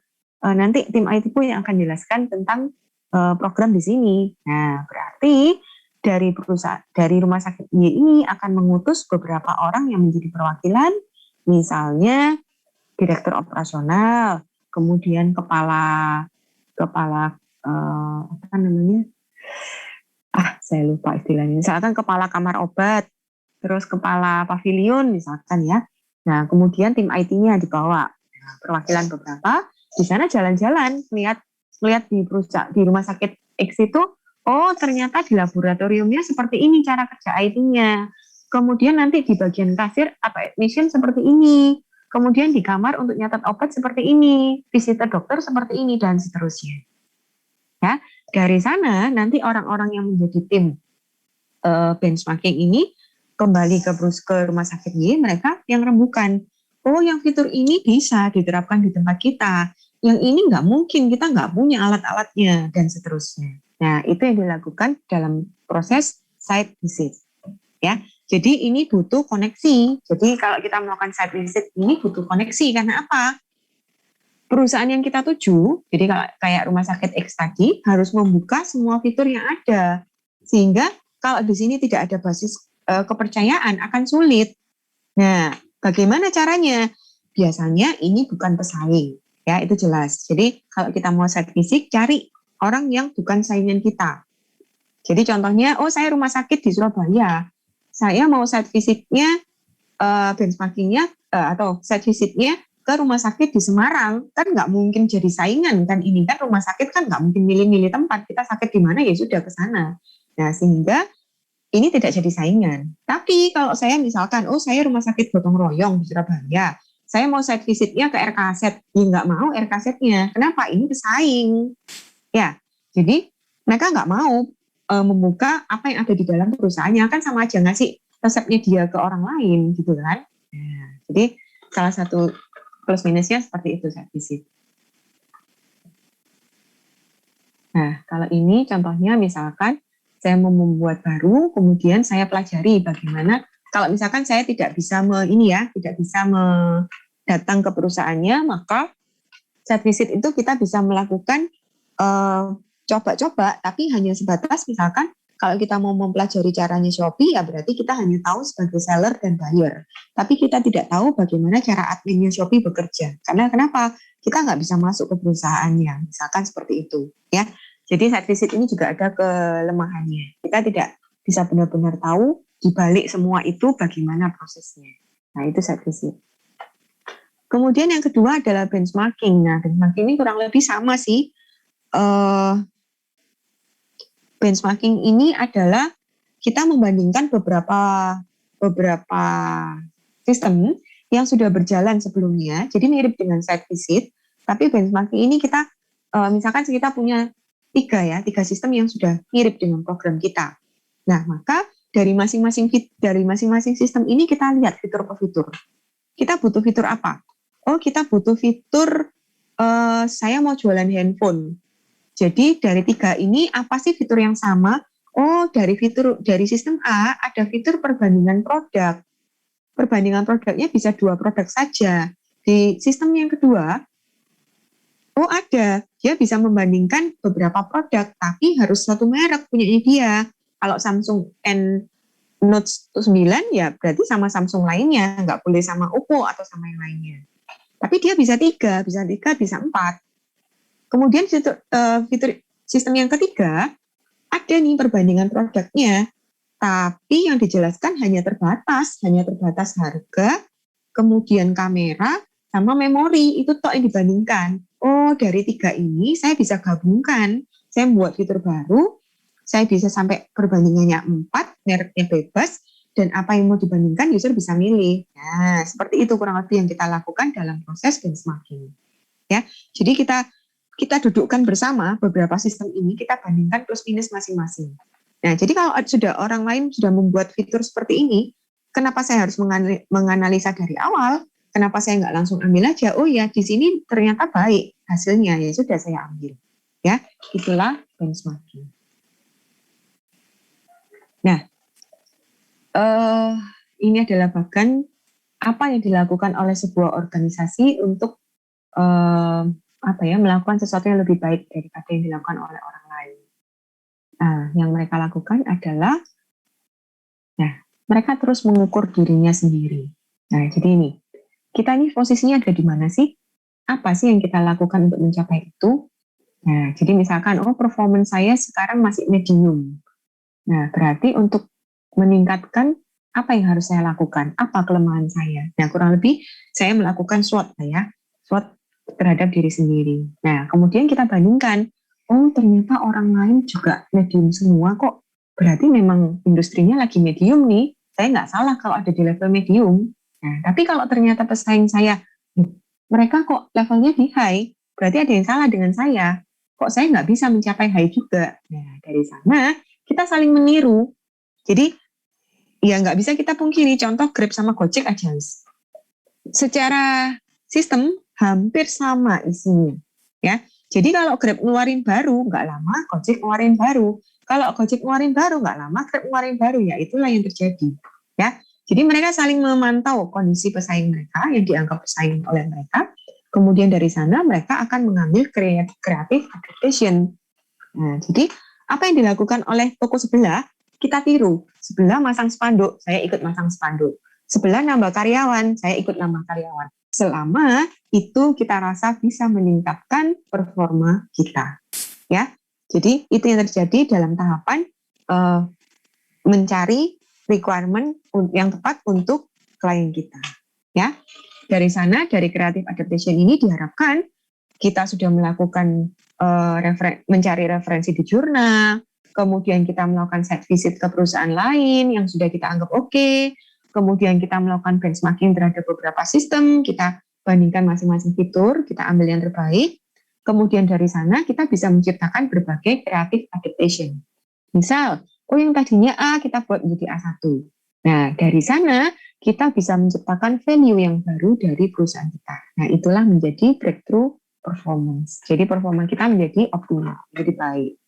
Nanti seperti itu. Oke. Nah, ini kurang lebih ini ya cara-caranya. Jadi kita tentukan dulu faktor-faktor apa yang kita mau benchmark. Jadi kita mau pantau apa sih dari toko sebelah gitu ya. Kemudian kita tahu kita sampai di mana sekarang. Jadi untuk mencapai seperti toko sebelah itu apa plan kita. Kemudian kita mempelajari orang-orang yang sudah sukses-sukses ini apa sih mereka lakukan. Dan kemudian learn from data. Jadi dari data kita, oh ternyata data kita ini banyak miss di bagian ini. Nah dari sana kita bisa olah, kita bisa apa ya, ubah data-data yang kita miliki menjadi informasi, bahkan menjadi knowledge untuk kita, sehingga akhirnya kita bisa menangkap bahwa oh yang harus saya tingkatkan itu ini, gitu ya. Contoh, toko sebelah ramai sekali. Nah, kemudian kita lihat, kita melihatnya salah. Yang mereka lakukan ABC, ternyata yang kita tangkap hanya C. Kita melihat, oh mereka nambah karyawan. Nah, kemudian kita tanpa ngelihat kondisi kita, nggak apa-apa nyari pegawai baru lagi 3. Nah, ternyata apa yang terjadi? Karena nambah pegawai, biayanya nambah, kita nggak mampu, akhirnya gajinya dikecilkan. Nah, gajinya dikecilkan, karyawan nggak nyaman dengan pekerjaannya, akhirnya gonta-ganti karyawan. Sama aja, akhirnya kita nggak bisa mencapai seperti yang di sebelah. Padahal apa yang terjadi di sebelah? Di sebelah ternyata dia mengubah konsep tokonya. Jadi begitu ada orang datang, satu pegawai melayani. Ya wis butuhnya orang ini apa sampai selesai dipegang oleh karyawan itu. Nah nanti ada orang lain datang lagi, karyawan yang lain yang menangani, sehingga tidak bingung. Karyawan pun, konsumen pun akan puas karena dia dilayani dengan baik oleh satu orang itu. Nah itu yang nggak ditangkap oleh toko kita. Akhirnya apa? Karena kita salah melakukan pemantauan faktor-faktor apa yang harus kita benchmark, akhirnya fact finding-nya gagal. Ya, akhirnya kita juga akhirnya nggak mampu mencapai kondisi seperti pesaing kita. Misalkan seperti itu. Nah, ini adalah gambaran atau penjelasan dari bagan yang sebelumnya. Langkah-langkah yang harus dilakukan dalam proses fact finding. Nah, benchmarking, sorry. Dalam proses benchmarking, kita harus tahu dulu faktor-faktor apa yang mau kita bandingkan, kita mau perhitungkan gitu ya. Kemudian yang kedua kita tahu diri lah ya, posisi kita tuh di mana sih. Nah kita ternyata masih manual semua, sebelah sudah otomatis semua. Nah berarti kita masih jauh dari mereka. Nah kemudian yang ketiga, buat planning. Jadi kita rencanakan kita ini mau ngapain, bagaimana cara mencapai itu, dan kapan kita harus melakukan perubahan tersebut. Nah jadi kita harus bisa mengenali diri sendiri apa saja yang harus kita lakukan. Kemudian yang keempat, pelajari dari toko sebelah itu dengan baik. Jadi kalau kita melakukan benchmark, oh Shopee ini kelebihannya di sini, Tokopedia kelebihannya di sini, Blibli kelebihannya di sini. Nah itu yang harus kita kumpulkan dan kita pelajari. Ya, jadi harus benar-benar informasi yang kita dapatkan ini kita bisa olah dengan sebaik-baiknya. Jangan salah nangkep gitu maksudnya ya. Dan kemudian setelah kita tahu bahwa oh Shopee ini bisa laris disukai oleh banyak orang karena ini. Nah, setelah kita tahu kelebihan yang sesungguhnya, baru kita lakukan perubahan terhadap sistem kita. Ya, kurang lebih seperti itu yang dilakukan dalam proses benchmarking. Yang berikutnya, ketika literasi, kemudian site visit dan benchmarking tidak bisa dianggap bisa memenuhi kebutuhan kita terhadap proses analisis, maka kita bisa melakukan observasi. Nah, apa yang dilakukan dalam tahapan observasi? Nah, kalau dalam tahapan observasi ini berarti kita sebagai sistem analis, kita mengamati secara langsung di lapangan seperti apa sih kejadiannya, atau bahkan kita terlibat dalam sistem. Ya, jadi kalau misalkan saya mau membuat sistem jual beli di toko. Nah, tokonya tanpa gudang, jadi apa yang ada di display yaitu yang dijual, ya. Maka yang saya lakukan pertama, saya bisa duduk di sana, duduk di sebelahnya kasir misalnya. Data baru dicatat pada saat konsumen datang ke kasir ngasih barang, baru itu mulai dicatat membuat nota penjualan. Saya amati, oh ternyata gini caranya. kalau kasir itu buat nota, nyatetnya ditumpuk di satu tempat barangnya. Kemudian nanti begitu dia nyatet satu, dipindah ke samping kanannya. Tadi di kiri, dipindah ke kanan. Nanti semua sudah pindah ke kanan, dia ngitung pakai kalkulator. Oh, ini harganya segini, belinya 6, totalnya berapa. Sampai terakhir keluar totalnya, dikasih ke konsumen. Nah, kemudian konsumen oke, dia bayar, baru barangnya dimasukkan ke resek, dikasih ke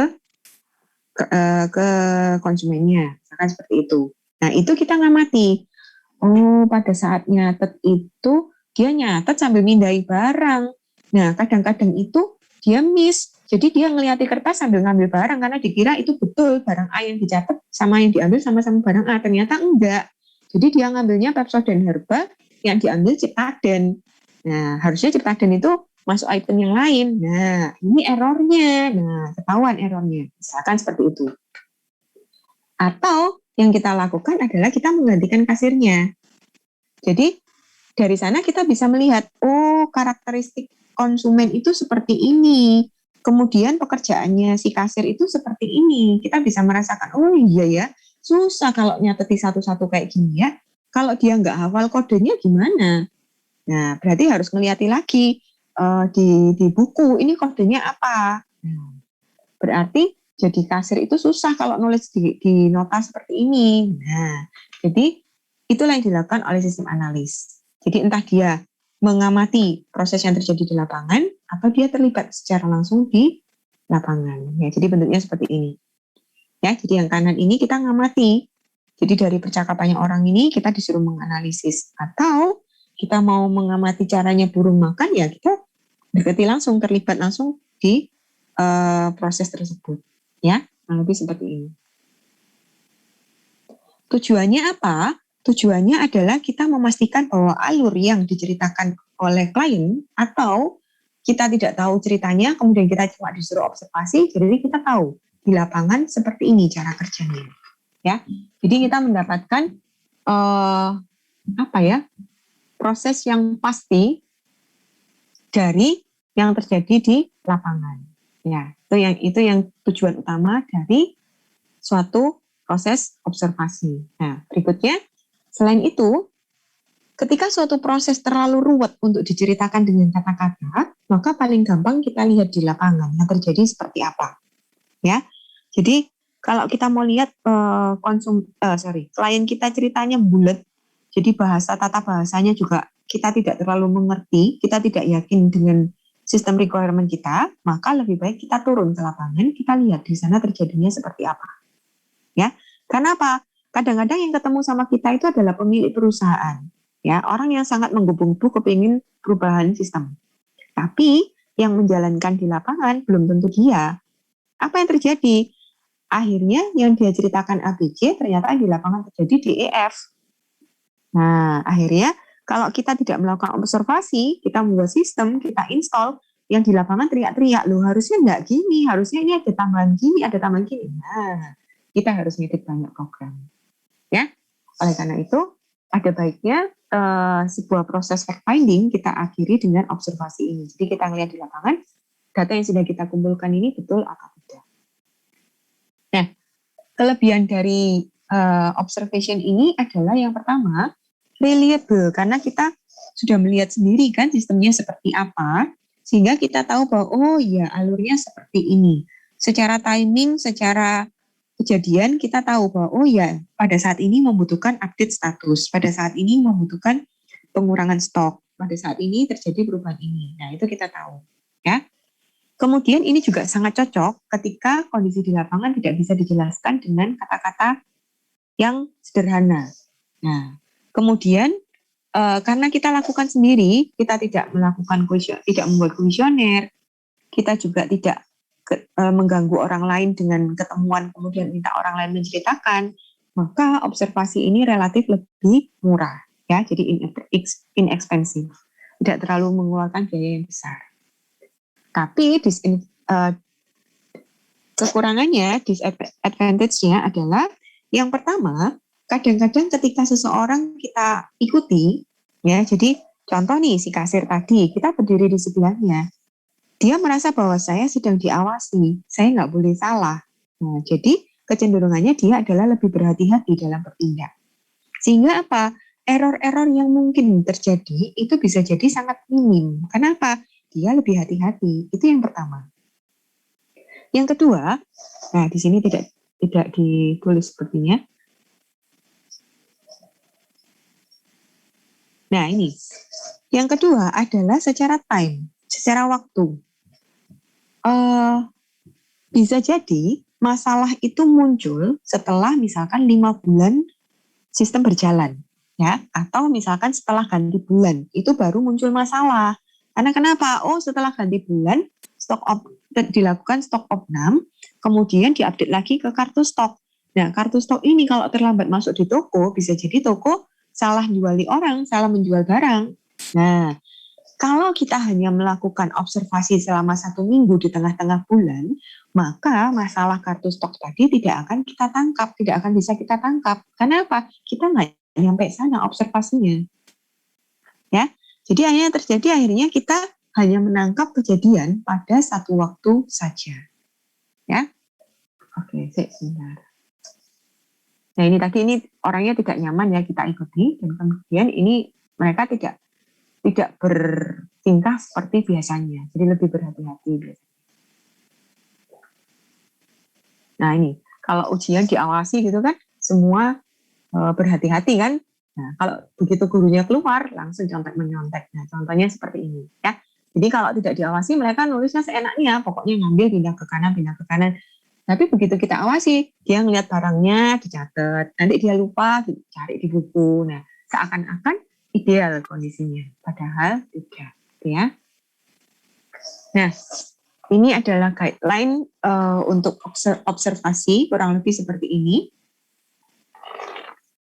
Di awal kita tidak serta-merta langsung datang, kemudian langsung ngawasi, gitu ya. Jadi kita harus punya plan di awal, apa yang harus kita lakukan, dengan siapa kita akan bertemu, kemudian apa yang harus kita awasi, bagian mana saja yang kita harus awasi, kapan dan kenapa kita harus mengawasi bagian itu, dan bagaimana proses observasinya terjadi. Kita ngawasi dari jauh, kita ngawasi persis di sebelahnya, atau kita yang melakukan.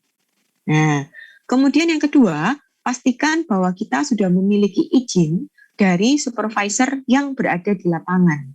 Jangan tiba-tiba datang langsung kita ngawasi, nanti dikira kita mau mencuri sesuatu gitu ya. Kemudian pastikan bahwa orang yang kita awasi cara kerjanya itu tahu tujuan kita, bahwa kita tidak sedang mengaudit dia.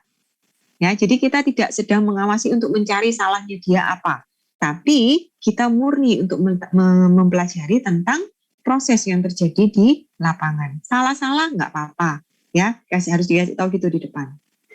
Kemudian yang keempat, keep a low profile. Jadi kalau sudah tahu kasirnya salah ngitung itu, mbak salah ngitung mbak, nah itu nggak boleh, ya. Jadi kita tidak boleh menginterupsi apa yang terjadi di lapangan. Kalau kayak gitu lama-lama yang diawasi jengkel, ya. Kemudian catat yang terjadi selama di lapangan secara langsung. Jangan nunggu, oh nanti aja, cuma kita ngikuti kemana-mana. Apa yang terjadi? Terakhir ada yang hilang, ada yang lupa. Ya. Kemudian setelah itu, apa hasil catatan kita pada akhir sesi dari observation kita? Review kembali dengan orang yang kita awasi. Betul nggak ini yang terjadi selama tadi? Kalau iya, tanda tangan dua-dua, selesai. Ya. Kemudian ini don't interrupt tadi yang maksud saya yang keep a low profile lagi ya. Jadi jangan sok tahu di sana. Mereka sudah menjalankan itu sehari-hari seperti itu, tiba-tiba itu harusnya nggak boleh gitu. Nah, itu nggak low profile ya, itu bukan observer yang baik ya. Yang namanya observer dia hanya mengamati, jadi diam. Sudah tahu salah ya sudah diam, kita catat bahwa itu ada salah di sini ya. Kemudian jangan fokus kepada hal-hal yang bersifat tidak penting. Jadi misalkan itu gulanya bocor, itu banyak yang jatuh gulanya. Nah, nggak usah fokus ke hal-hal yang seperti itu. Fokus kepada activity yang terjadi, bahwa dia mengambil dari rak, kemudian ditaruh ke sini dan seterusnya. Itu yang kita catat. Ya. Kemudian kalau ada yang nggak jelas, tanya. Jangan membuat asumsi sendiri. Karena kenapa? Ini sistemnya orang, bukan sistemnya kita. Ya. Oke. Sampai di sini ada pertanyaan untuk materi kita hari ini. Saya mau tanya, Bu. Silakan, Jabes. Kalau misalnya kayak yang research, benchmarking itu dan lain-lain itu kan prerequisite-nya adalah bahwa ada perusahaan lain yang misalnya pakai sistem yang mau kita bikin. Kalau kita mau buat sistem baru gitu misalnya. Nah, gini, misal nih, saya mau membuat sebuah sistem baru, misal saya mau jualan ikan secara online, anggaplah nggak ada gitu ya sebelumnya ya. Jualan ikan secara online, nggak ada nih sistem sebelumnya yang pernah buat sistem seperti ini. Nah, maka kita harus tahu dulu, kira-kira kita mau buatnya seperti apa. Kita buat online. Online ini artinya bisa nggak ya kalau dikirim ke luar kota? Nah, kemudian misalkan ikan ini stockingnya gimana?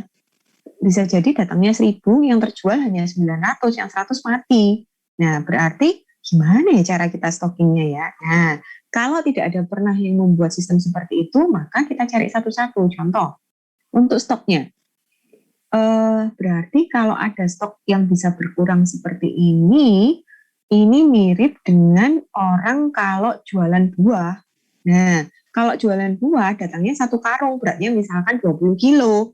Nah, tapi karena nggak laku, misalkan setelah 3 hari nggak laku, ternyata berkurang jadi 19,5. Nah, gimana cara ngatasinya? Kita bisa benchmark ke sana. Karena kenapa? Konsepnya sama di sana. Ya. Kemudian tentang penjualannya, kalau jualan ikan bisa nggak ya dikirim keluar kota?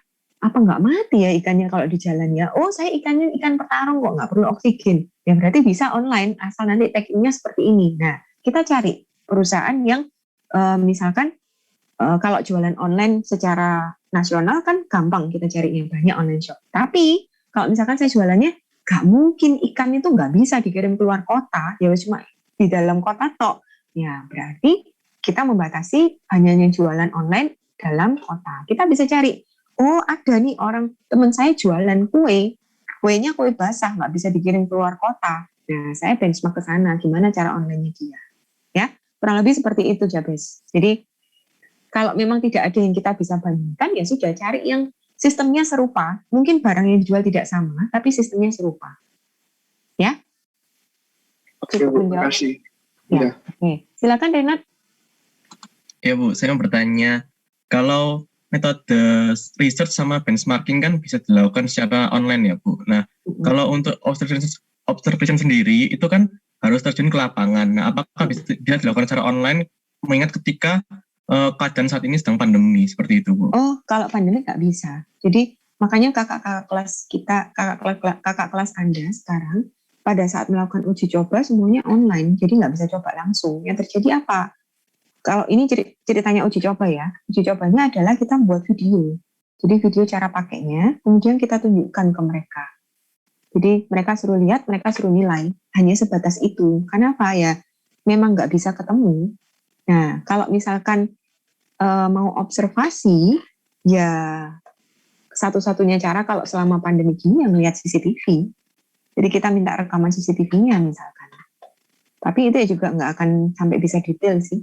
Jadi kalau misalkan nggak yakin dengan konsep observasi ya nggak perlu dilakukan. Ya, jadi ya kumpulkan dokumen sebanyak mungkin, kemudian tanya-tanyanya juga sedetail mungkin ke klien. Ya. Ya, makasih Bu. Ya, oke. Mana yang lain ada pertanyaan lagi?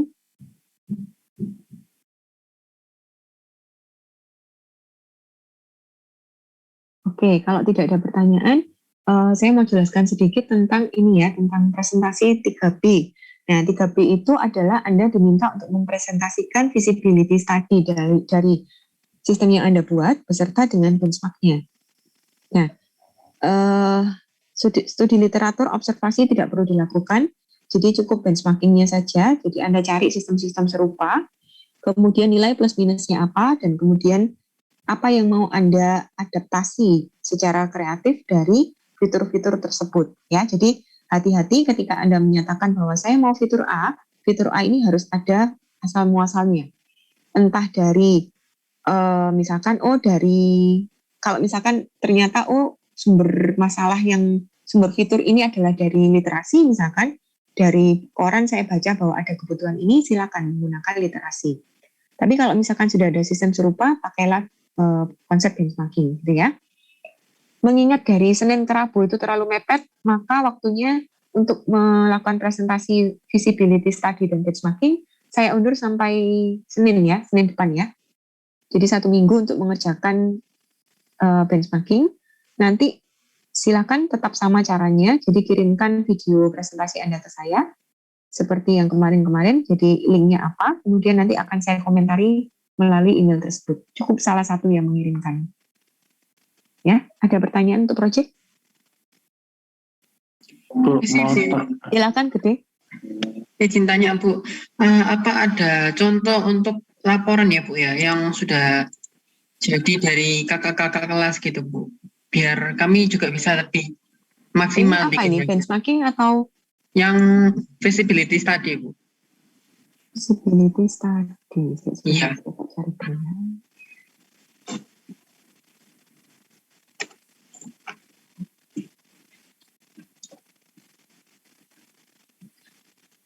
Ini saya dikasih contoh tentang, saya kirim dulu aja ya.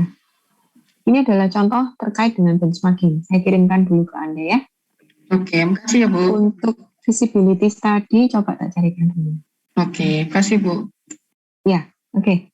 Ada lagi tadi Re ya? Ya Bu, kalau yang terakhir kali itu yang revisi itu, PPT yang revisi itu gimana Bu? Saya nggak ngerti maksudnya gimana, Re? Ya, sebentar. Sebentar Bu, lagi gak konsep. Ketularan William kayaknya. Ya, Will. Kamu kok tumben ada suaranya, Will? Yang Gimana, Re? yang Maksudnya yang kemarin, presentasi minggu lalu itu loh Bu. ya, punyamu Nah, ada revisi topik Kan atau disuruh revisi fitur? revisi topik. Topiknya ganti, Ya, oke. revisi Terus? topik. Ya. Nah itu langsung buat visibility study-nya atau menunggu Kamu komennya sudah dulu? ngirim ke saya? Oh, saya belum balas ya? Iya. Oh, oke. Saya balas hari ini ya, sorry. Saya belum ngecek email soalnya. Saya lihat dulu, nanti kalau sudah oke, baru buatan selanjutnya ya. Ya Bu. Terima kasih Bu. Oke, ada lagi? Oke, kalau tidak ada pertanyaan, yang sudah tidak ada pertanyaan, silakan kalau mau leave. Tadi yang butuh ketemu saya sendiri adalah Benhard ya. Jadi kelompoknya Benhard, silakan stay di sini dulu. Oke, yang lain selamat sore, silakan kalau mau leave. Bu, Terima kasih, Bu. Bu. Terima kasih Bu. Ya, sama-sama. Terima kasih Bu. Terima kasih Bu.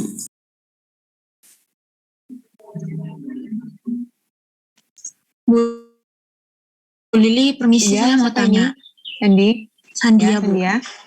Iya, jadi yang Ray Dinata itu kan tadi anggota kelompok saya. Terus saya Mm. kemarin itu sempat ngirimnya di ULS, Bu, via ULS. Oh, kok ULS? Saya Iya, nggak soalnya belum Ibu ambil ngasih, kalau di ULS. ya soalnya habis Ibu komen, itu kan sisa H-1 kalau nggak salah. Jadi saya langsung, Oh, sebentar. Tak lihat dulu kalau gitu ya di iya Bu, ULS ya. baik Bu. Iya, Masuk minggu berapa itu ya? minggu 2B harusnya. Sebentar, saya salah.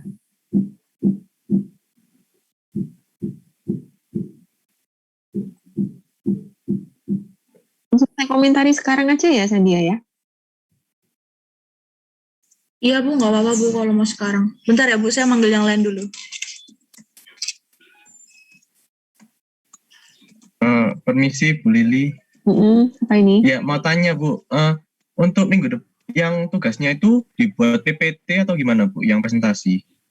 Oh, enggak, laporan itu. Nanti saya berarti umumkan di kita- grup ya.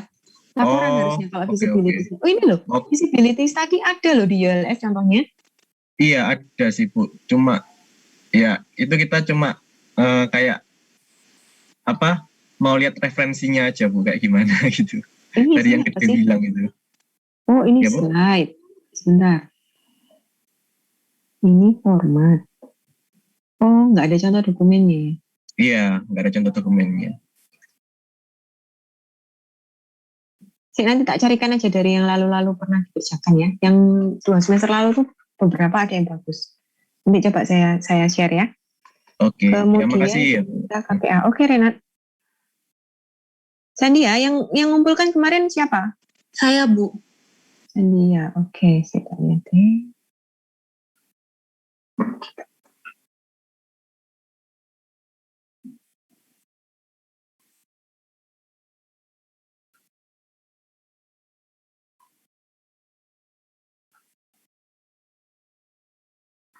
Ini ya. Oke. Iya, Bu, benar. Oh.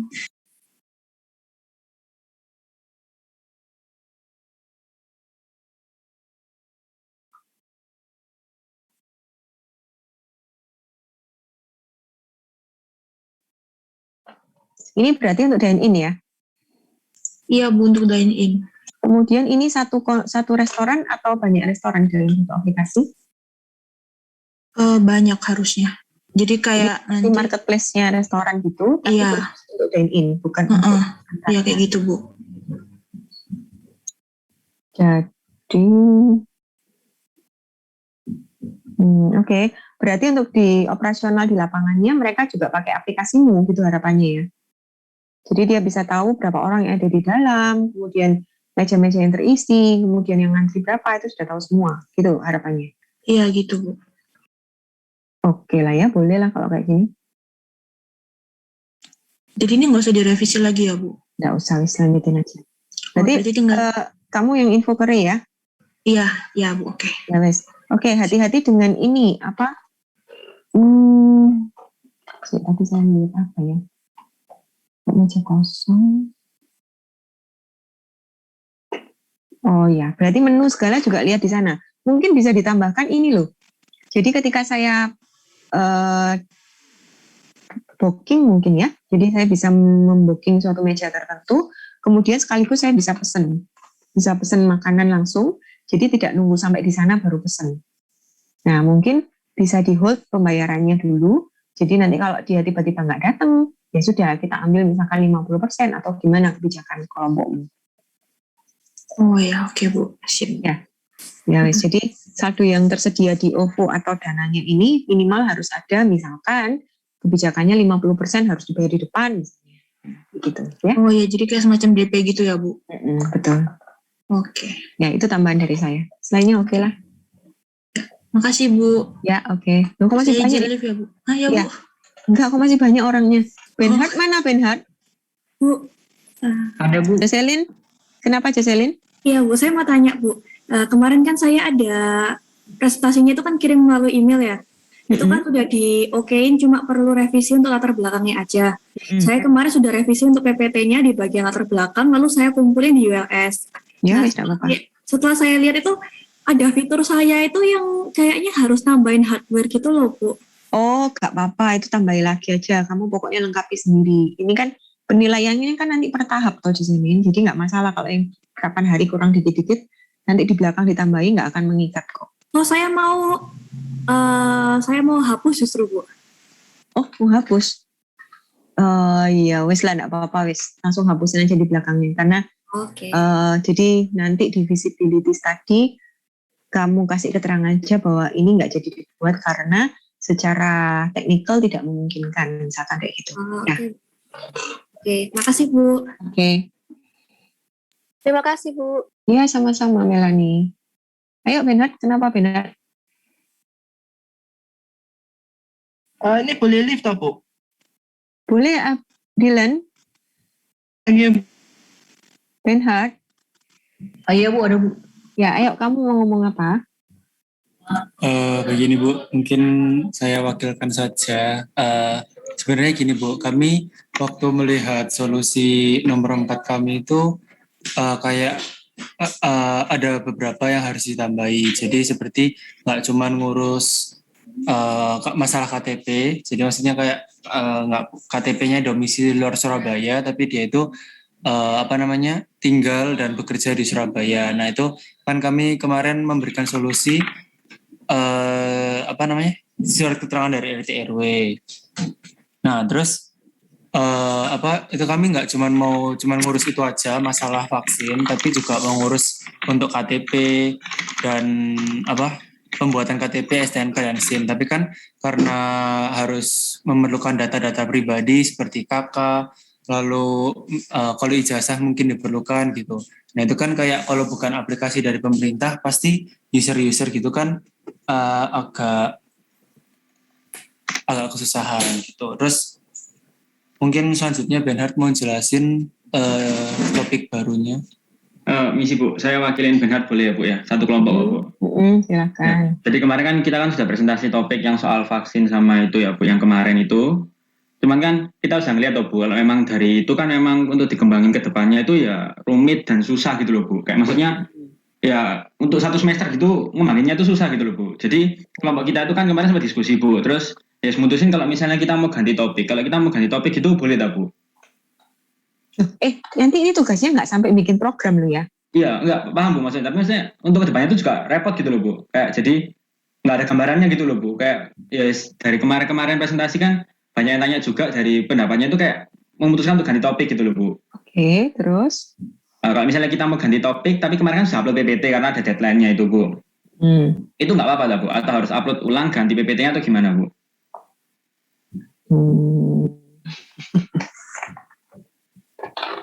Gak apa-apa wes, untuk penilaian yang pertama biarkan menggunakan yang versi yang pertama. Jadi biarkan yang ada di ULS saja yang saya nilai ya. Oh ya, oke. Kemudian nanti untuk yang kedua visibility study mungkin nanti sebelum masuk visibility study jelaskan secara singkat dulu apa yang kalian buat gitu ya. Oke Bu, jelasinnya bagaimana Bu? Boleh video recording atau gimana atau kelas atau gimana Bu? Langsung masuk presentasi visibility study aja. Jadi bahwa fitur ini sebelum kita presentasi yang buat tugas week 3B itu kita jelasin dikit dulu di awalnya ya buat PPT barunya. Iya, betul. Oke. Jadi jangan langsung masuk ke visibility study, tapi jelaskan dulu kamu ini membuat apa sih gitu. Jadi biar saya nggak miss, karena di catatan saya kan beda dengan yang lain. Iya Pak, beda Bu. Oke, gitu. Jadi kita nanti untuk week 3 yang presentasi berikutnya di awal dibuka sama PPT dulu ya Bu ya?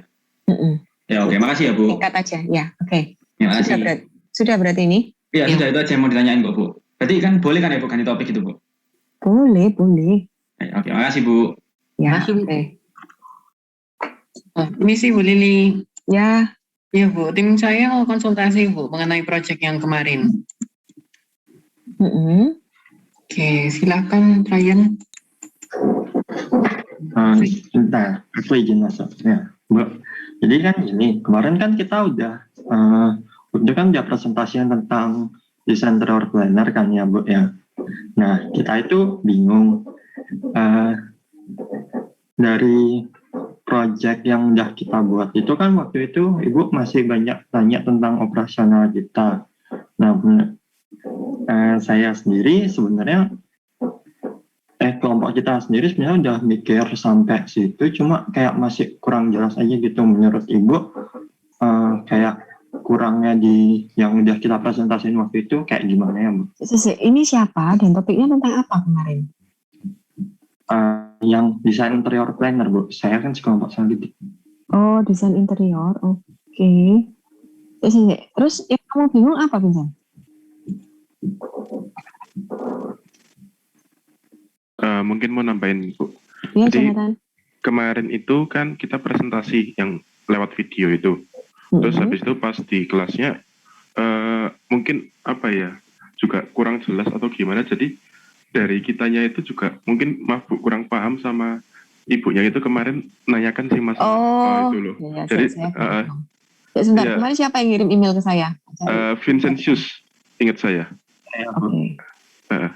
Itu PPT-nya juga udah kita perbaiki, katanya ada beberapa yang harus diperbaiki, kita juga udah nyoba perbaiki di PPT-nya. Mungkin ada saran atau gimana Bu untuk proyeknya ini? Gitu Bu. CNRP-mu berapa Vincent? 1604 20 003 Bu.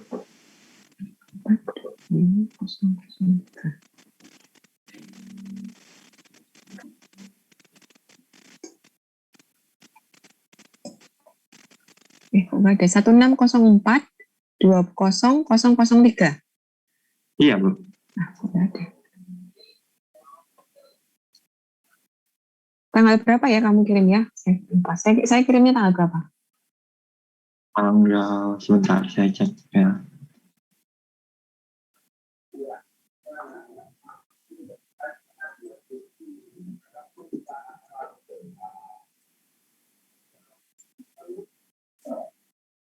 tanggal 18 Agustus, Bu.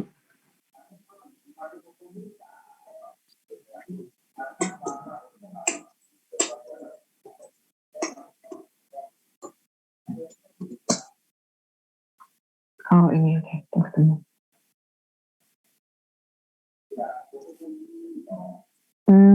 Loh, email saya kok nggak ada nih. Saya bales ya tapi ya. Nggak ada balasan juga. Loh, nggak ada balasan. Matang kan. Kalian sudah lihat loh saya. Saya nggak ngasih masukan apa-apa dari punyamu. Soalnya waktu Rabu lalu kan kelompok saya minta presentasi di kelas. Iya. Kamu presentasi langsung di kelas kan ya? Dengan satu orang. Iya, nunjukin video. Oke, terus saya bilang apa waktu itu? Saya lupa. Yang kamu nggak ngerti ini loh apa? Mungkin apa? Jadi kemarin ibunya itu lebih, kalau di kelompok kita lebih bingung kayak ke operasional atau nanti jalannya kayak apa, lebih ke kontraknya kayak apa dan lain sebagainya. Nah itu yang kita masih belum paham, Bu. Yang antar desainer dengan kliennya itu loh. Gini, kalau orang melakukan desain interior itu kan biasanya pasti akan ada diskusi di depan kan ya. Nah, jadi diskusi sampai dia deal, dia sampai serak dengan desainnya, baru terjadi kontrak. Nah, yang dikhawatirkan dari sistem yang seperti punyamu ini adalah pencurian ide. Ya, jadi nanti orang cuma tanya-tanya, tiba-tiba nanti di belakang nggak jadi. Jadi cuma ngambil idenya, nanti barangnya tak cari sendiri aja bisa. Nah, kayak gitu loh. Nah, itu makanya kalau kamu terbuka dengan online seperti ini, dia nggak tatap muka, dia nggak tahu orangnya yang kayak apa. Nah, bagaimana caramu mengatasi hal itu? Itu yang kemarin sempat ditanyakan. Kemudian masalah apa lagi ya? Kalau misalkan saya sudah cocok dengan salah satu desainer yang ada di sistemmu, misalnya pertama kenalannya lewat situ. Kemudian saya merasa cocok untuk rumah saya. Kemudian ketika saya punya rumah lagi, bagaimana cara saya kembali ke sistemmu? Nah, saya kan lebih enak ngomong langsung ke orangnya, ya kan? Jadi, aku bikin ini, nggak usah lewat sistem lah ya, langsung aja. Nah, kayak gitu loh maksud saya. Nah, gimana cara memastikan bahwa punyamu ini punya daya jual? Jadi orang itu bisa kembali lagi pada saat dia membutuhkan. Contoh misalkan, kalau saya jualan di Shopee gitu ya, kenapa orang akan kembali ke Shopee meskipun dia butuh barang yang sama, instead of kenapa nggak pesan lewat WA aja? Dari sisi keamanannya gitu kan. Kalau saya pesan lewat Shopee kan, saya pasti tahu bahwa sellernya ini ada, kemudian pembayarannya juga di hold dulu oleh Shopee, sehingga tidak ada kemungkinan bahwa transaksi saya gagal. Kalau gagal pun akan kembali ke saya uangnya. Nah, bandingkan kalau saya transaksi di WA. Nah, kalau di WA nanti saya sudah kadung transfer ke rekening pribadi, ternyata barangnya nggak dikirim gimana? Nah, kayak gitu loh. Jadi dari sisi sistem, punyamu ini kan jualan seni, jualan barang-barang seni seperti Pinterest gitu ya. Begitu orang sudah mendapatkan filemu, nah berarti apa yang membuat dia akan kembali lagi ketika dia butuh? Nah, itu yang kemarin rasanya loh ya saya pertanyakan. Nangkep nggak maksud saya? Baik Bu, berarti lebih ke sustainability sistemnya gitu ya, ke depannya gimana? Ya, itu satu. Yang kedua itu tadi tentang pencurian ide ya. Jadi kan bagaimana kalau misalkan saya masuk ke sistemmu, biasanya kalau desainer itu kan dia harus punya portfolio. Dia harus pamer bahwa ini loh hasil karyaku kayak gini. Nah, bagaimana memastikan bahwa agar portfolioku ini tidak dicuri orang dengan seenaknya. Nah, jadi apa yang bisa kamu lakukan terhadap sistemmu? Misalkan user yang terlibat atau user yang terdaftar ini harus di-verified oleh admin misalnya. Jadi memang dia benar-benar butuh desain interior. Nah, misalnya, jadi dia begitu terdaftar, maka admin harus melakukan cross check, entah di telepon, entah didatangi alamatnya atau apa, memastikan bahwa dia memang butuh. Nah, misalkan seperti itu. Ini ide ya, cuma ide ya. Nah, kemudian untuk kalau di lapangan, kalau saya jualan langsung, maka saya bisa menggunakan hati kan ya. Ketika orang datang ke saya bisa menilai orang ini niat nggak sih, orang ini serius nggak sih dalam mau membuat ini. kelihatannya kok keingintahuannya lebih besar daripada keinginannya untuk mendesain rumah. Jangan-jangan dia mau curi ide saya, misalkan kayak gitu. Nah itu kan bisa pakai feeling. Nah sekarang kalau pakai sistem, apa yang dilakukan untuk itu? Nah kayak gitu-gitu loh yang kemarin saya pertanyakan, kalau nggak salah ingat. Kemudian rasanya saya juga sempat mempertanyakan operasionalnya, desainnya langsung di dalam sistem K, terus ada yang jawab iya. Nah kemudian aset-asetnya juga pakai template atau harus upload baru. Jadi kalau misalkan saya punya desain, ukiranya seperti ini. Apakah si desainer ini harus melukis, menggambar dulu dengan aplikasi lain, kemudian asetnya dimasukkan ke dalam aplikasimu, kemudian nanti bisa dipasang di desain interiornya, atau gunakan template yang ada. Ada yang jawab juga katanya pakai template. Nah, kalau kayak gitu-gitu berarti berat endaknya aplikasi itu loh yang berpengaruh. Karena semakin banyak aset yang terlibat di sana kan berarti aplikasinya semakin berat toh. Itu yang saya pertanyakan, apalagi kalau online. Ya. Gimana? Kalau masih bingung tanya loh.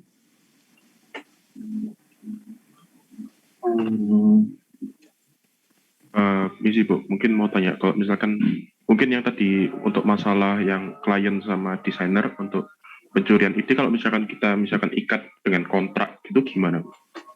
Jadi kontrak di awal gitu sebelum mulai prosesnya. Nah itu kamu punya nggak kenalan yang desain interior? Karena terus terang saya nggak pernah. Jadi kalau dulu itu saya pernah sekali menggunakan jasa desain interior itu, dia menyampaikan desainnya dulu, baru kalau saya deal baru terikat kontrak. Nah jadi coba pelajari dulu, tanya-tanya. Kamu cari jasa-jasa desain interior online, kamu bilang aja bahwa kamu mahasiswa Ubaya, mau tanya-tanya tentang desain interior, itu prosesnya seperti apa kontraknya, pelajari dari sana. Atau kalau punya teman atau yang saudara yang pernah menggunakan jasanya atau punya jasa itu, tanya-tanya juga. Ya, karena saya nggak tahu. Setahu saya sih harus tahu desainnya dulu, baru bisa deal. Karena kalau enggak kan kita nggak serap dengan desainnya, sudah terlanjur terikat kontrak, nggak enak jadinya di belakang. Oh, berarti ini lebih ke yang sebelum kontraknya itu ya pacaran biar pastikan itu nggak dicuri gitu ya?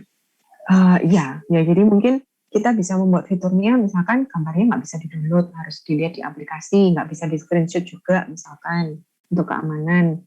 Jadi kalau nanti deal, baru dia bisa mendownload, misalkan seperti itu. Itu salah satu. Oke. Ya, kalau itu berbicara teknisnya. Ya, ada lagi?